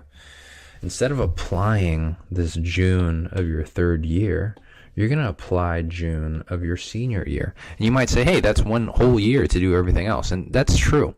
But think about the year that you're getting, right? Because you're not getting a year blank full time to do all this stuff. You are also happening to be earning your bachelor's of science or your bachelor's of arts. So even if you get your 3rd year spring, your 3rd year summer, your 4th year fall, your 4th year winter, it's not like you have 180 hours a week to dedicate to something. You're still a student full time. So I always recommend people kind of create this timeline so they can get a sense of, hey, how much time do I actually have left? And other than working on my medical school application, building that out intentionally, what other things am I responsible for, right? Your 4th year might have pretty difficult courses. So that extra year that you took off might not actually give you as much time as you'd like. This is my actual 4-year plan. The first thing that I want to bring to your attention is how many sheets there are. This is schedule as of spring 2018, my most updated sheet. But if you look back in the past, you can see that it started with sheet 1, just a very simple bare bones sheet. Sheet 2 made a couple of changes. We took out some of the requirements because maybe it was getting a little confusing. Sheet 3, we simplified it even more. Sheet 4, we added all these requirements concurrently so we could make sure that everything was satisfied. We underlined a couple of things that met certain requirements. We changed the color on other classes that fulfilled, in this case, a writing requirements for medical school. And we bolded certain courses. So just a little bit of filtering there. And then the 5th one, and this is the one that eventually ended up being my 4-year schedule, was sheet 5. And we even have another one, sheet 6, called Playing Around, where I was playing with other majors and other minors and seeing if things would fit appropriately. So the reason that I bring this up is that you don't need to have a perfect 4-year plan from the very second you open your computer, you open your Google Sheets. You need to get started. And I think once you get started and you start to acquaint yourself with how to find the right courses, how to understand your course requirements, how to understand the pre-med requirements, you'll eventually make tweaks that make things a little bit more efficient, that make things a little bit easier for you to get the grades that you need. You'll make an eventual perfect schedule, but that won't come from the very first go. So the next thing that I want to bring to your attention are the unit requirements, and unit requirements are always much shorter than you actually think. So I'm looking at these upper division courses here, and really there's only 60 units. And if we assume that we take about, let's say, 15 units a quarter, 15 times 3, so fall, winter, and spring, excluding summer, would give you 45 units. So really, you can finish most of your upper division courses even in a year, really. If you really push yourself to take 20 units a quarter, then you have 20, 40, 60, and you could graduate a whole year early. The reason I bring that up is that the sooner that you realize that college is not packed to the absolute brim, the sooner you can recognize that you can play with your schedule, especially if you feel comfortable in college, to really take advantage of your time. I took advantage of my time by graduating 1 quarter early and adding on a minor. I know folks who have spent 4 years in college who knew exactly what major they were going to end up doing and did that major, but they still ended up graduating over 4 years with no minor just because they were very inefficient with their planning. Just recognize with many majors, particularly at UCLA, and I'm sure it's the same otherwise, you can graduate much earlier than you think if you are very efficient with your time, if every course has a designated purpose. Now, if there are courses that you would like to take just out of sheer interest, no one is going to stop you. Don't not take that course just because Mike said it would be inefficient. No, what I'm saying is if you were kind of like me and college was a stepping stone for medical school, then take advantage of this time and make sure that you're time efficient with what you need to get through so you can make more time for the other things that matter in your life. So a good example of how you can be time efficient if you're planning in advance is this course, MCDB 60. You can see that I both bolded and underlined it in my kind of convoluted system. Bold refers to these GE requirements that are foundations of society and culture. Underline are courses that are foundations of the arts and humanities. You can find courses like MCDB 60 that fulfill multiple requirements, thereby giving you essentially two classes, two birds with just one stone. Here's another great example. Scan 60W. I made it in red, italicized, and it's a W course. So red just means it's a writing course or an English course, which is one of the prerequisites for medical school. You need 1 year or 3 courses of English. Not only is it red, it's italicized. Italicized in my legend meant that it fulfilled the visual and performance arts analysis. So if you know you're going to have to fulfill GE requirements and you know you're going to have to fulfill other pre-med requirements such as a writing course, try and get both of them in one sitting so that you can save yourself an entirely new course. And again, I just really want to reiterate, look at where I started. It doesn't have to be that serious. Like I started where I only planned out my first year, my second year, and then my third year, it was literally, these are just the upper division courses in order. I wasn't really planning anything out. These are Spanish classes in order. These are research courses that are just repeated again and again. And then I wrote things like elective or fun, just to place hold and give me a scaffolding with which to work with. It doesn't have to be color coded and you don't have to have all these fancy macros or summation formulas. Just make it simple, just get started, and you can iterate them over time. Next, I want to make sure that you really are paying attention to these quarters or semesters. They often get overlooked. The summer quarter or semester. Summer 2016, I had a plan. I took physics abroad at the University of Glasgow in Scotland. Wonderful time, wonderful place. And it only really happened because I had the foresight to plan it.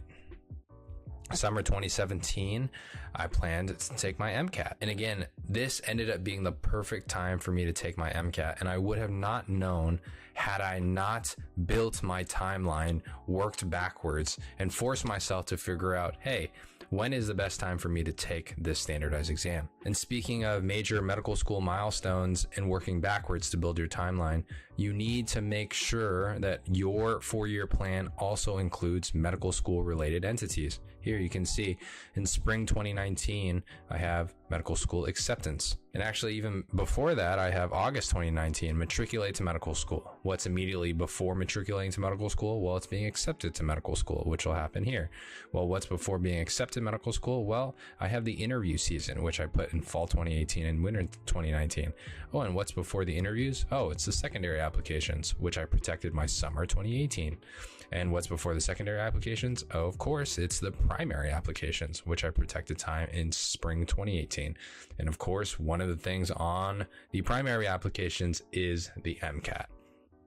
You can see kind of how I'm working through these processes, and you can see that it's really not as complicated, especially if you put it down in paper. You can get a real appreciation of what you're going to have to do and by when. So that was my 4-year plan, but let's talk about the more important person in the room, you.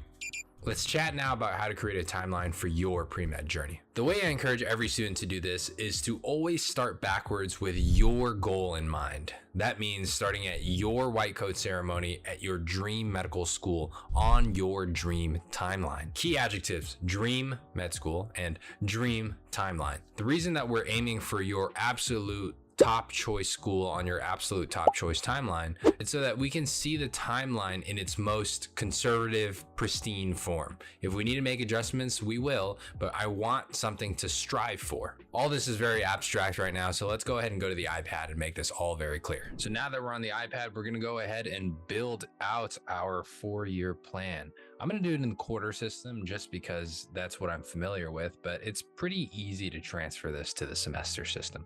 If you need help, feel free to reach out and I'm happy to help. All right, so in the quarter system, we have fall, winter, spring, and summer. And of course, we have in our traditional system, first year, second year, third year, fourth year. And if you're doing a traditional no gap year plan, you would start your MS 1 year right after. Okay, so let's go ahead and count the quarters that we have available. Of course, we will always start with a goal in mind. So when are most white coat ceremonies? Most white coat ceremonies actually happen around August, September. So let's say that you end up having a white coat ceremony here. White coat ceremony. Boom, white coat ceremony. And just to also just add context to all of this, this is going to be your first quarter.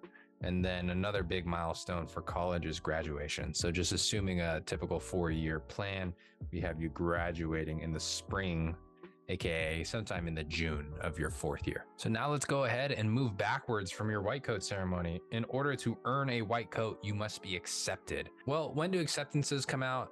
They can come out anytime between December of the previous year all the way through June of the year that you're applying. I'm going to go ahead and make a big bracket for winter and spring. So that bracket is the duration where you can expect the majority of your acceptances.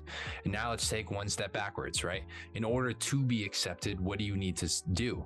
Well, you need to do your interviews. And when do those last? Well, again, anywhere between March of the year that you're being admitted going back to maybe even September. So I'm going to make a new bracket for interviews here. And of course, what do you need to earn interviews? Well, you need to submit an application, and specifically the application that's right before interviews are called your secondary application. And those are done on a rolling basis. So you really want to submit those as soon as possible. I'm going to say that you submitted them before your interview season just to make sure that you were available for every interview slot. And that would slot you really in the spring, summertime. So here is a new bracket for your secondary application that I'll just kind of lay here in the summertime. And that's the secondary application. What's the application right before that? That would be your primary application. And those are actually due around about June, late May. So I'm going to have that be the tail end of your spring quarter. Boom, there it is. So really, you can imagine if you want to start medical school with no gap year and earn a white coat during the same 4th year that you graduate, you are on a pretty tight timeline. And let me kind of prove that to you. Let's see how many quarters that we actually have to work with before you have to start applying to medical school. So we have this first one. Here's that second one, third. We're going to talk about summers in a bit.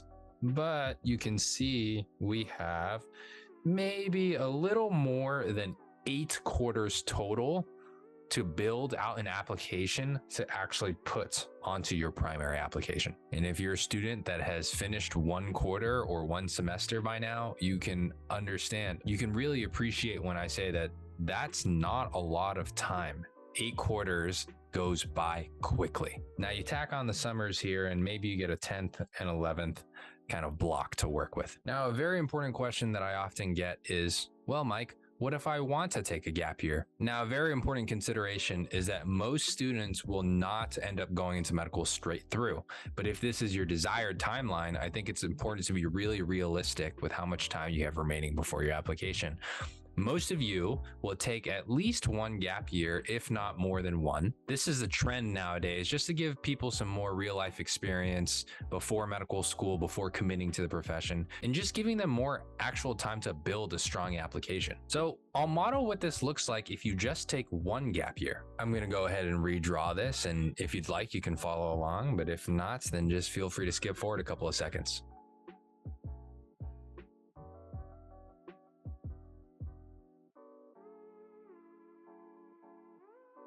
All right, let's go ahead and walk through the major milestones now. So again, you'll probably graduate in the 4th year spring. We'll put your graduation here.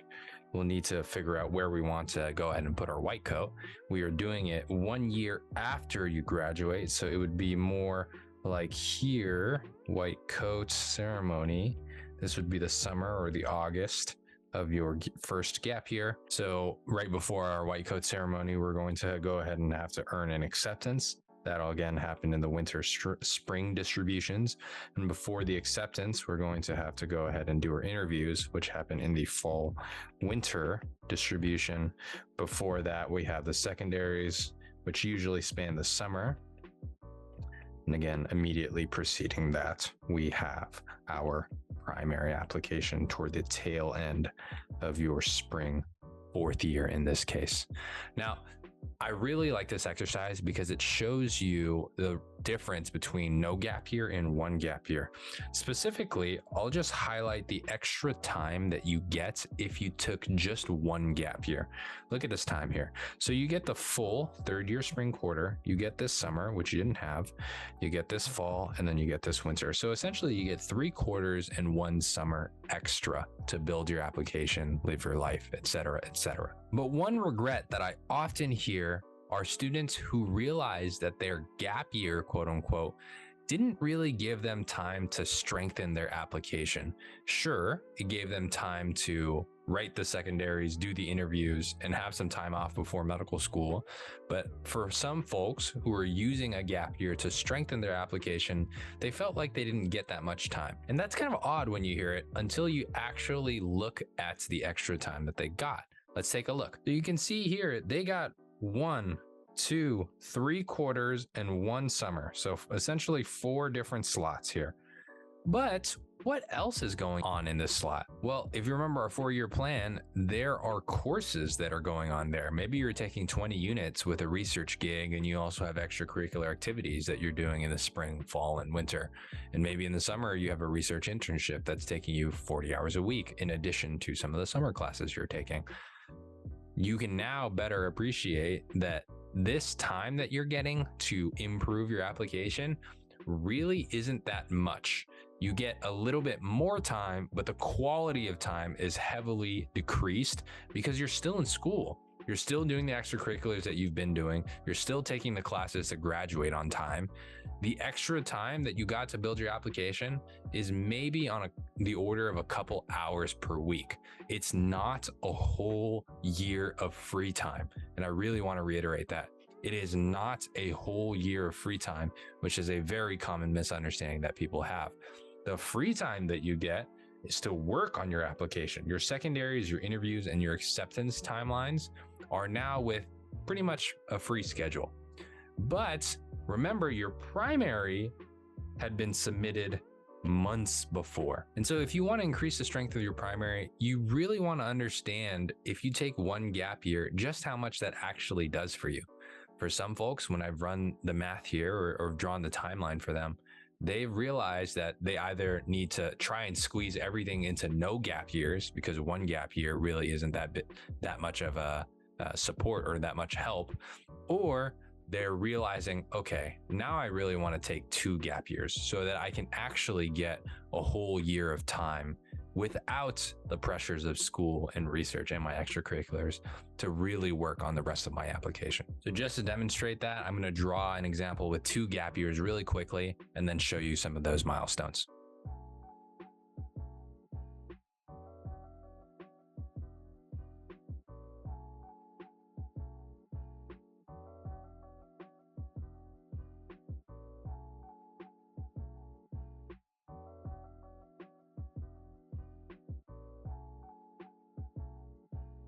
All right, so this is what it looks like if you're going to go ahead and take 2 gap years.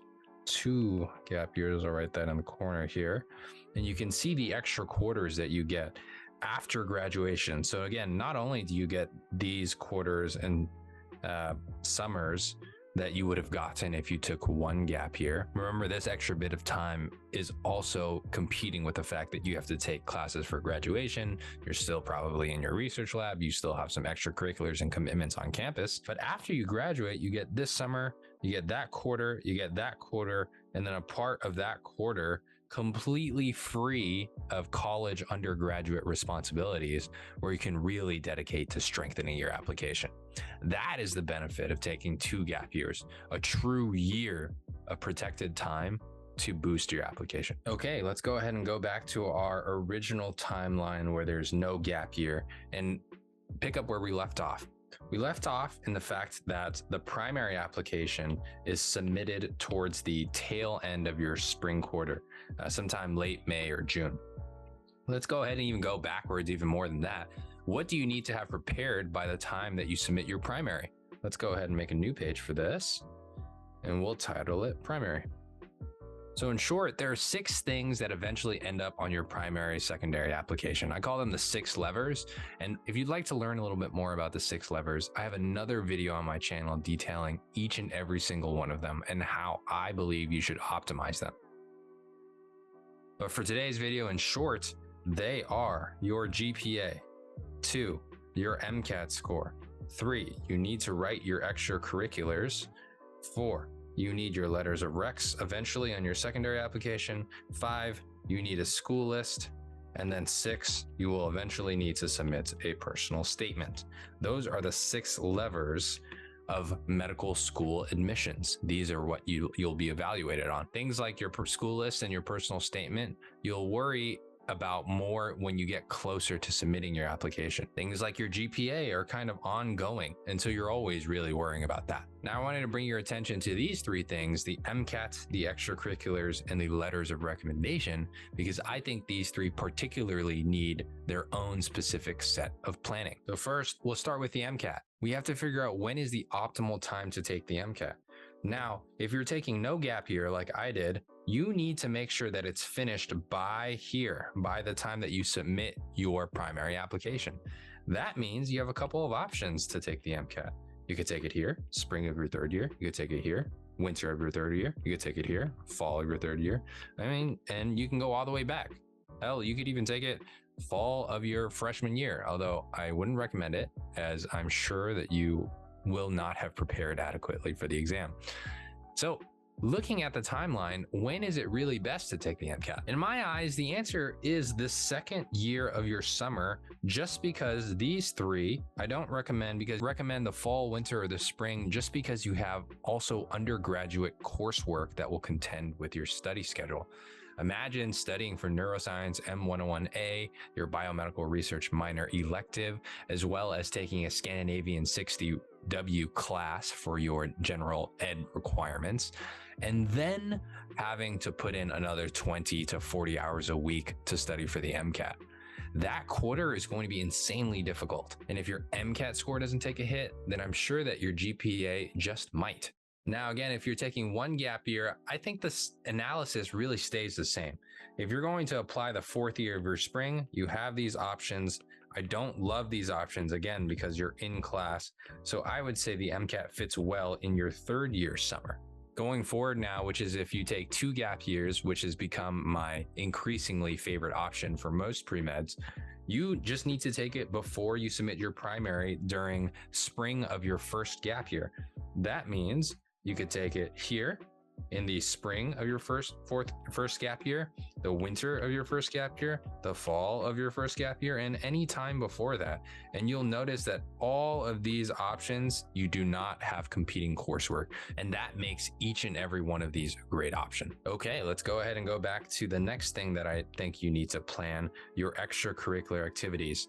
You really want to make sure that by the time your primary application rolls around, you have a strong extracurricular profile. I think a good way to kind of demonstrate how I spent my time on extracurriculars will be to show you the timeline that I had for my 3 most meaningful extracurricular activities. All right, and here it is. Here is one of my first of 3 most meaningful experiences. This is when I was a health coach for a digital health platform. I just want to really direct you not to the activity, but to the dates. It looks like I started this in February 2017, and then I projected that I would continue through it, which I did, all the way till June 2019, which is when I graduated. Okay, and now we go ahead and look for our second most meaningful experience. It looks like here is the second one. This was my stroke recovery lab that I started in December of 2016. And again, I projected that to end at the time of my graduation. So we have December 2016, we have February 2017, so a couple months from each other. And then let's look for our last most meaningful experience here. Looks like that's here. And that started in September 2015, literally the first month that I stepped foot on campus. So let's just take a look at when all of those spanned on my actual timeline so you can get a better appreciation of where that fell. Okay, we're back at the no gap year timeline, just again, the timeline that I had. And let's go ahead and just start with the earliest thing, which was Vietnamese Community Health, my community health organization, which was the last thing that you saw there. That started in September 2015, which was the very first quarter that I got into college. The second one was my research experience, which was the stroke plasticity lab. And that started actually not in the spring, but in December of 2016, which would have been the winter quarter of my second year. And then the last one, which actually started in February, that was the health coach for the digital health program. That was called My Life, and we'll put that there. The reason that I bring these up is to demonstrate to you just how long I was involved with some of these extracurriculars, to give you a sense of, I think, how long it might be appropriate for you to join certain extracurriculars before you feel comfortable enough to apply with. So Vietnamese Community Health spanned the entire two and 3/4 years before I applied. My stroke recovery research was about 1 year and a quarter before I applied. And then My Life, which was the digital health training platform, that was about a year before I applied. I think that's relevant because if you want to apply this coming June and it's February and you're looking at your extracurriculars and you can really only extend them to maybe 6, 7, 8 months and you feel like you're not ready quite there yet, that would be a good sign to maybe think about extending your timeline to make it a little bit more appropriate for you. Okay, and let's go ahead and move towards the letters of recommendations, which again are a thing that I think you have to plan in advance for. You don't want to be stuck the spring quarter of whenever you're applying and say, oh gosh, I need a letter of recommendation from literally every professor that I'm taking this quarter because I haven't had the foresight to plan for those letters in advance. To help with that, let's take a look at my letters and see when I was involved with each of these professors or programs, just to get a sense of how much time or leeway I think I would recommend before you went ahead and applied. So it looks like I have 6 letters here, but the first and the 6th are just really duplicates. So these 5 letters, the first was from my neuroscience research lab, neurostroke plasticity lab, which we talked about earlier. Next one was my intro to Buddhism professor. This one was the TA that I had during my freshman year. That was my physics professor. And then this was a physician that I shadowed. So let's go ahead and go back to the timeline and I'll show you where each of those faculty members played a role in my timeline. So let's start with the ones that we've already talked about. I've talked about the stroke recovery lab. So this was one of my first letters. I'll circle that LOR right there. The second one that I want to talk about is the Intro to Buddhism course. The next one I want to talk about is my Intro to Buddhism letter of recommendation. I actually took that course in fall of 2017, which would be the fall of my 3rd year. Put that letter of recommendation there. The third one I want to talk about is the TA that ended up working with me for all of freshman year. We had a cluster series that allowed us to stay in one course series for the whole year. So I really got to know that TA, who eventually ended up becoming a professor, who eventually I worked on a couple of health services research projects with. Then my 4th one was the professor of physics at the University of Glasgow. That occurred in the summer of my freshman year in a study abroad program. And then lastly, we have a professor and physician that I shadowed and did some health services work. I met that professor in the spring of my 2nd year. And so I'll put that here. Again, this is getting really messy, but it goes to show kind of where the major milestones are, from extracurriculars to MCATs to letters of recommendation, and just how far in advance they were to the primary. They're not years in advance, but they're certainly not months in advance. And I find that many students who kind of get in hairy situations do so because they haven't also thought that they need the extracurriculars, they need the letters of recommendation, they need to plan out when the best time to take their MCAT is, and having a timeline that incorporates all of that really makes a difference. Now, again, if this looks cramped, or if you're already in the middle of your second year, or if you're already in the beginning of your third year and you feel like to get all the things that you need to get done would require nothing short of a miracle, please do not rush. Please consider taking 1 gap year. Please consider taking 2 gap years, so that when you do apply for the first time, that's the only time you need to apply, that your application is as strong as humanly possible. And that's really important, because one thing I want to come back and really double down on is that the journey to medicine is not a race. In fact, the only thing worse than not having a plan is rushing through your plan that you made. If you're not flexible enough to alter your plan in accordance with your needs, you're going to find yourself in some very difficult spots. Now, to be clear, be very accountable to the plan that you set in motion, but to also be very clear, open your eyes to any clear signals that may say that you're really going down the wrong path. If all goes well, you should have a photo album that eventually looks something like this.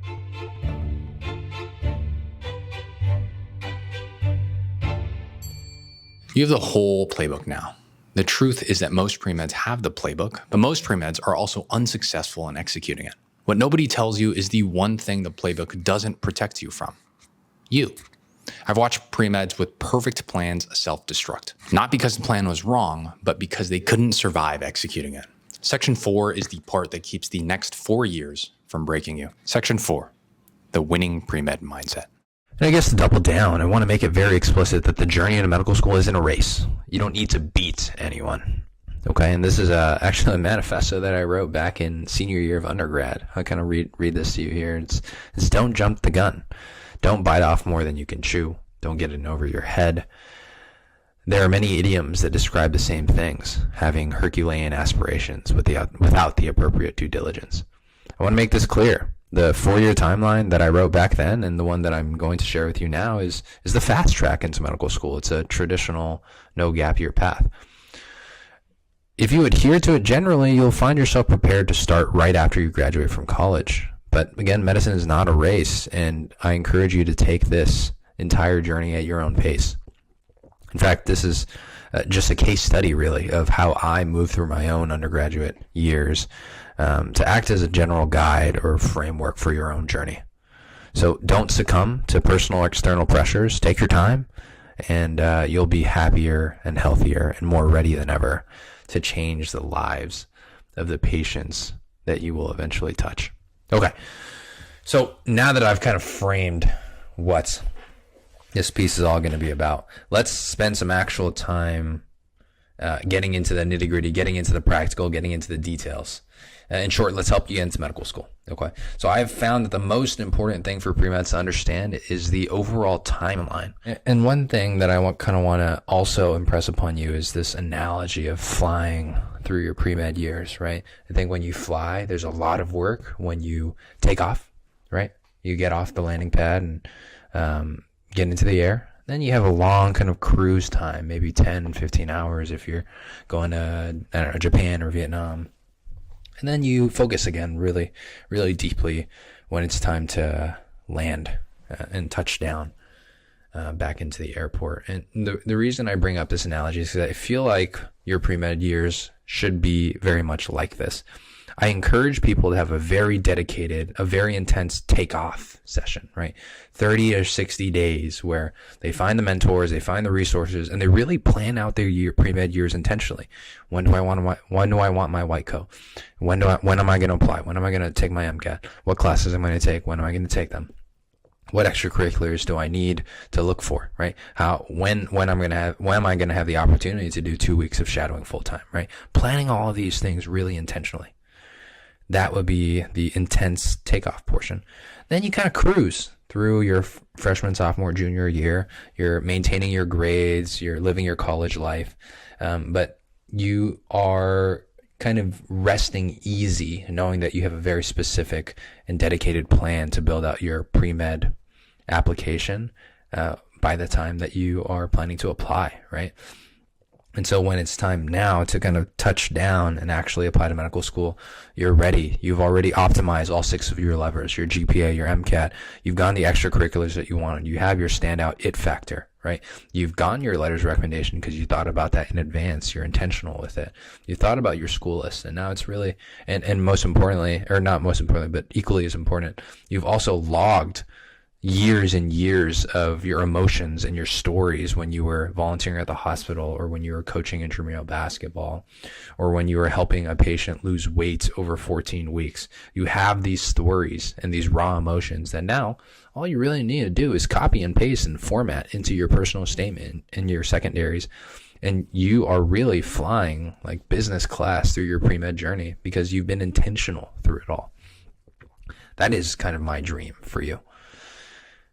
So we spent a lot of time discussing how the logistics of medical school admissions, and equally important, I think I want to talk about the mindset that pre-meds should have in order to succeed in this long, arduous journey. So here are some of the pre-med mindsets, I think, for those who make it. And the first one in gray is the most important, right? You are exactly where you need to be. You don't need to feel like you need to catch up or that you're behind. You are here exactly where you need to be in your pre-med journey, and you are learning what you need to do to plan out the rest of your wonderful journey, right? I hope your pre-med journey gets created into a blockbuster movie, because this is the point where the engine turns on and we really put it into nitro and go for it, okay? So a couple of things that I want to impress upon you. Number one, care only about what you can change and forget what you can't. How can I raise my grades is something that you can change, right? Can I get a tutor? Can I go to Ali Abdal? Can I talk to my TAs? Can I talk to my professors about how to improve my understanding of these concepts? That's something you can change. Forget what you cannot change. A question that I often get is, does where I go to undergrad matter for admissions? Yeah, it does. Maybe it doesn't. But the fact of the matter is that unless you're going to transfer, you can't change that. And if you're going to transfer, then let's have this discussion, because it'll play into whether or not you do. But if you're not going to transfer, then don't worry about it. Worry about the things that you can change. Number two, revisit the 6 levers constantly. Always think about, hey, what can I do for my letters of recommendation? Can I build my relationships a little bit better this semester? Hey, what extracurriculars am I kind of looking for? How can I make my impact in those extracurriculars? How can I contribute more to my team? Are there any projects that I'm passionate about starting that can really help my community health fair club, right? Can I bring pharmacists to my health fairs to help elderly patients reconcile or kind of simplify their medication regimens, right? Think about the 6 levers constantly and revisit them. Number 3, quit spending time on things that you don't care about, right? Yes, even if others say that you should do it, stop spending time on things you don't care about, because those things are going to take away time from things that you do care about. And remember that positive virtuous cycle. If you spend more time on things, chances are you get better at them. You'll make a bigger impact. And when you make a bigger impact, you might care about it more. You might spend more time on it. So don't spend time on things that you don't care about, because that time is really, really exponential. Number 4, get help. Be self-aware, right?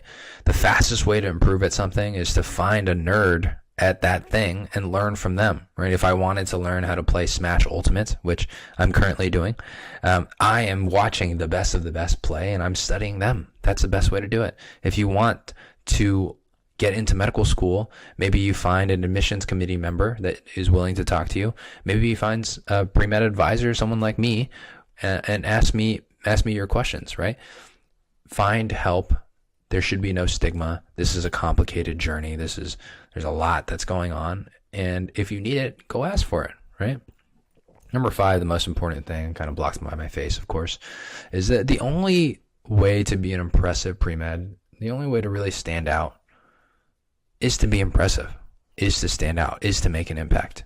Again, there's no secrets, and it sounds way simpler than it is in reality, but if you are going to be impressive, if you are going to start your own nonprofit, if you are going to publish in Nature, if you are going to start a prison education program that helps folks in the justice system earn their degrees and reacclimate to society, it's going to be hard. It should be hard, right? That is what the most meaningful things on this planet are. They're hard to do. If you're going to build the next Amazon, I promise you it's not going to be easy. But I think it can come back to the do what you love positive feedback loop, right?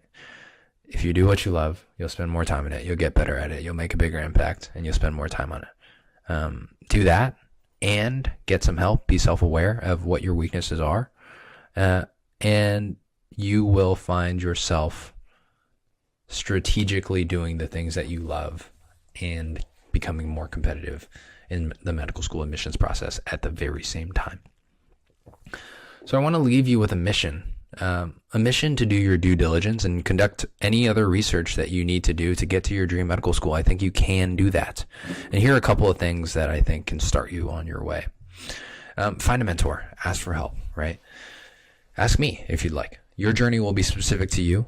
Research yourself first. Try to figure out questions and answers to your own questions first, but also just have a low threshold to ask.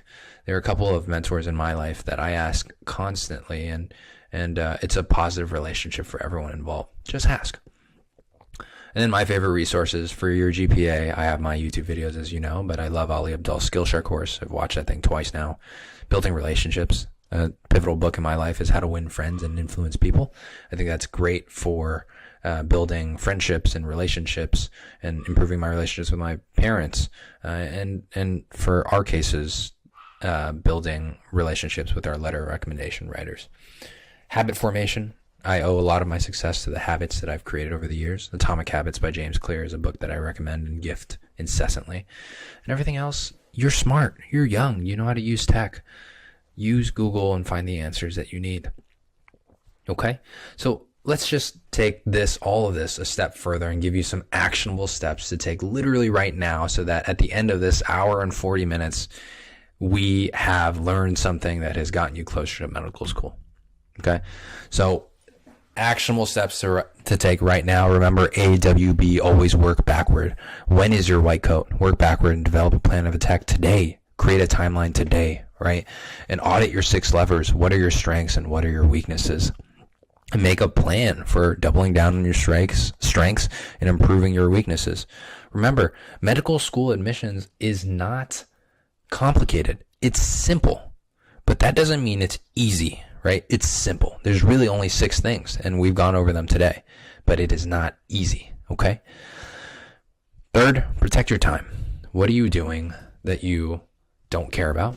Quit those immediately. And then what do you say that you care about but you aren't doing, right? Investigate. Do you actually care about that, or are there reasons why you're not spending time on it, right? And here's a great video of a dashboard that I have with all of my advising students that we use to always keep track of these 6 levers, right? You can see here at the top, it starts with when do you want to start in medical school. I'd cry if I got into these medical schools. So we're thinking about our dream medical schools, some alternatives in case things go awry. Then we have lever 1, our GPA. What's our major? What tracks are we engaged in? What are our requirements? You can see here the GPA simulator that we talked about earlier in this seminar.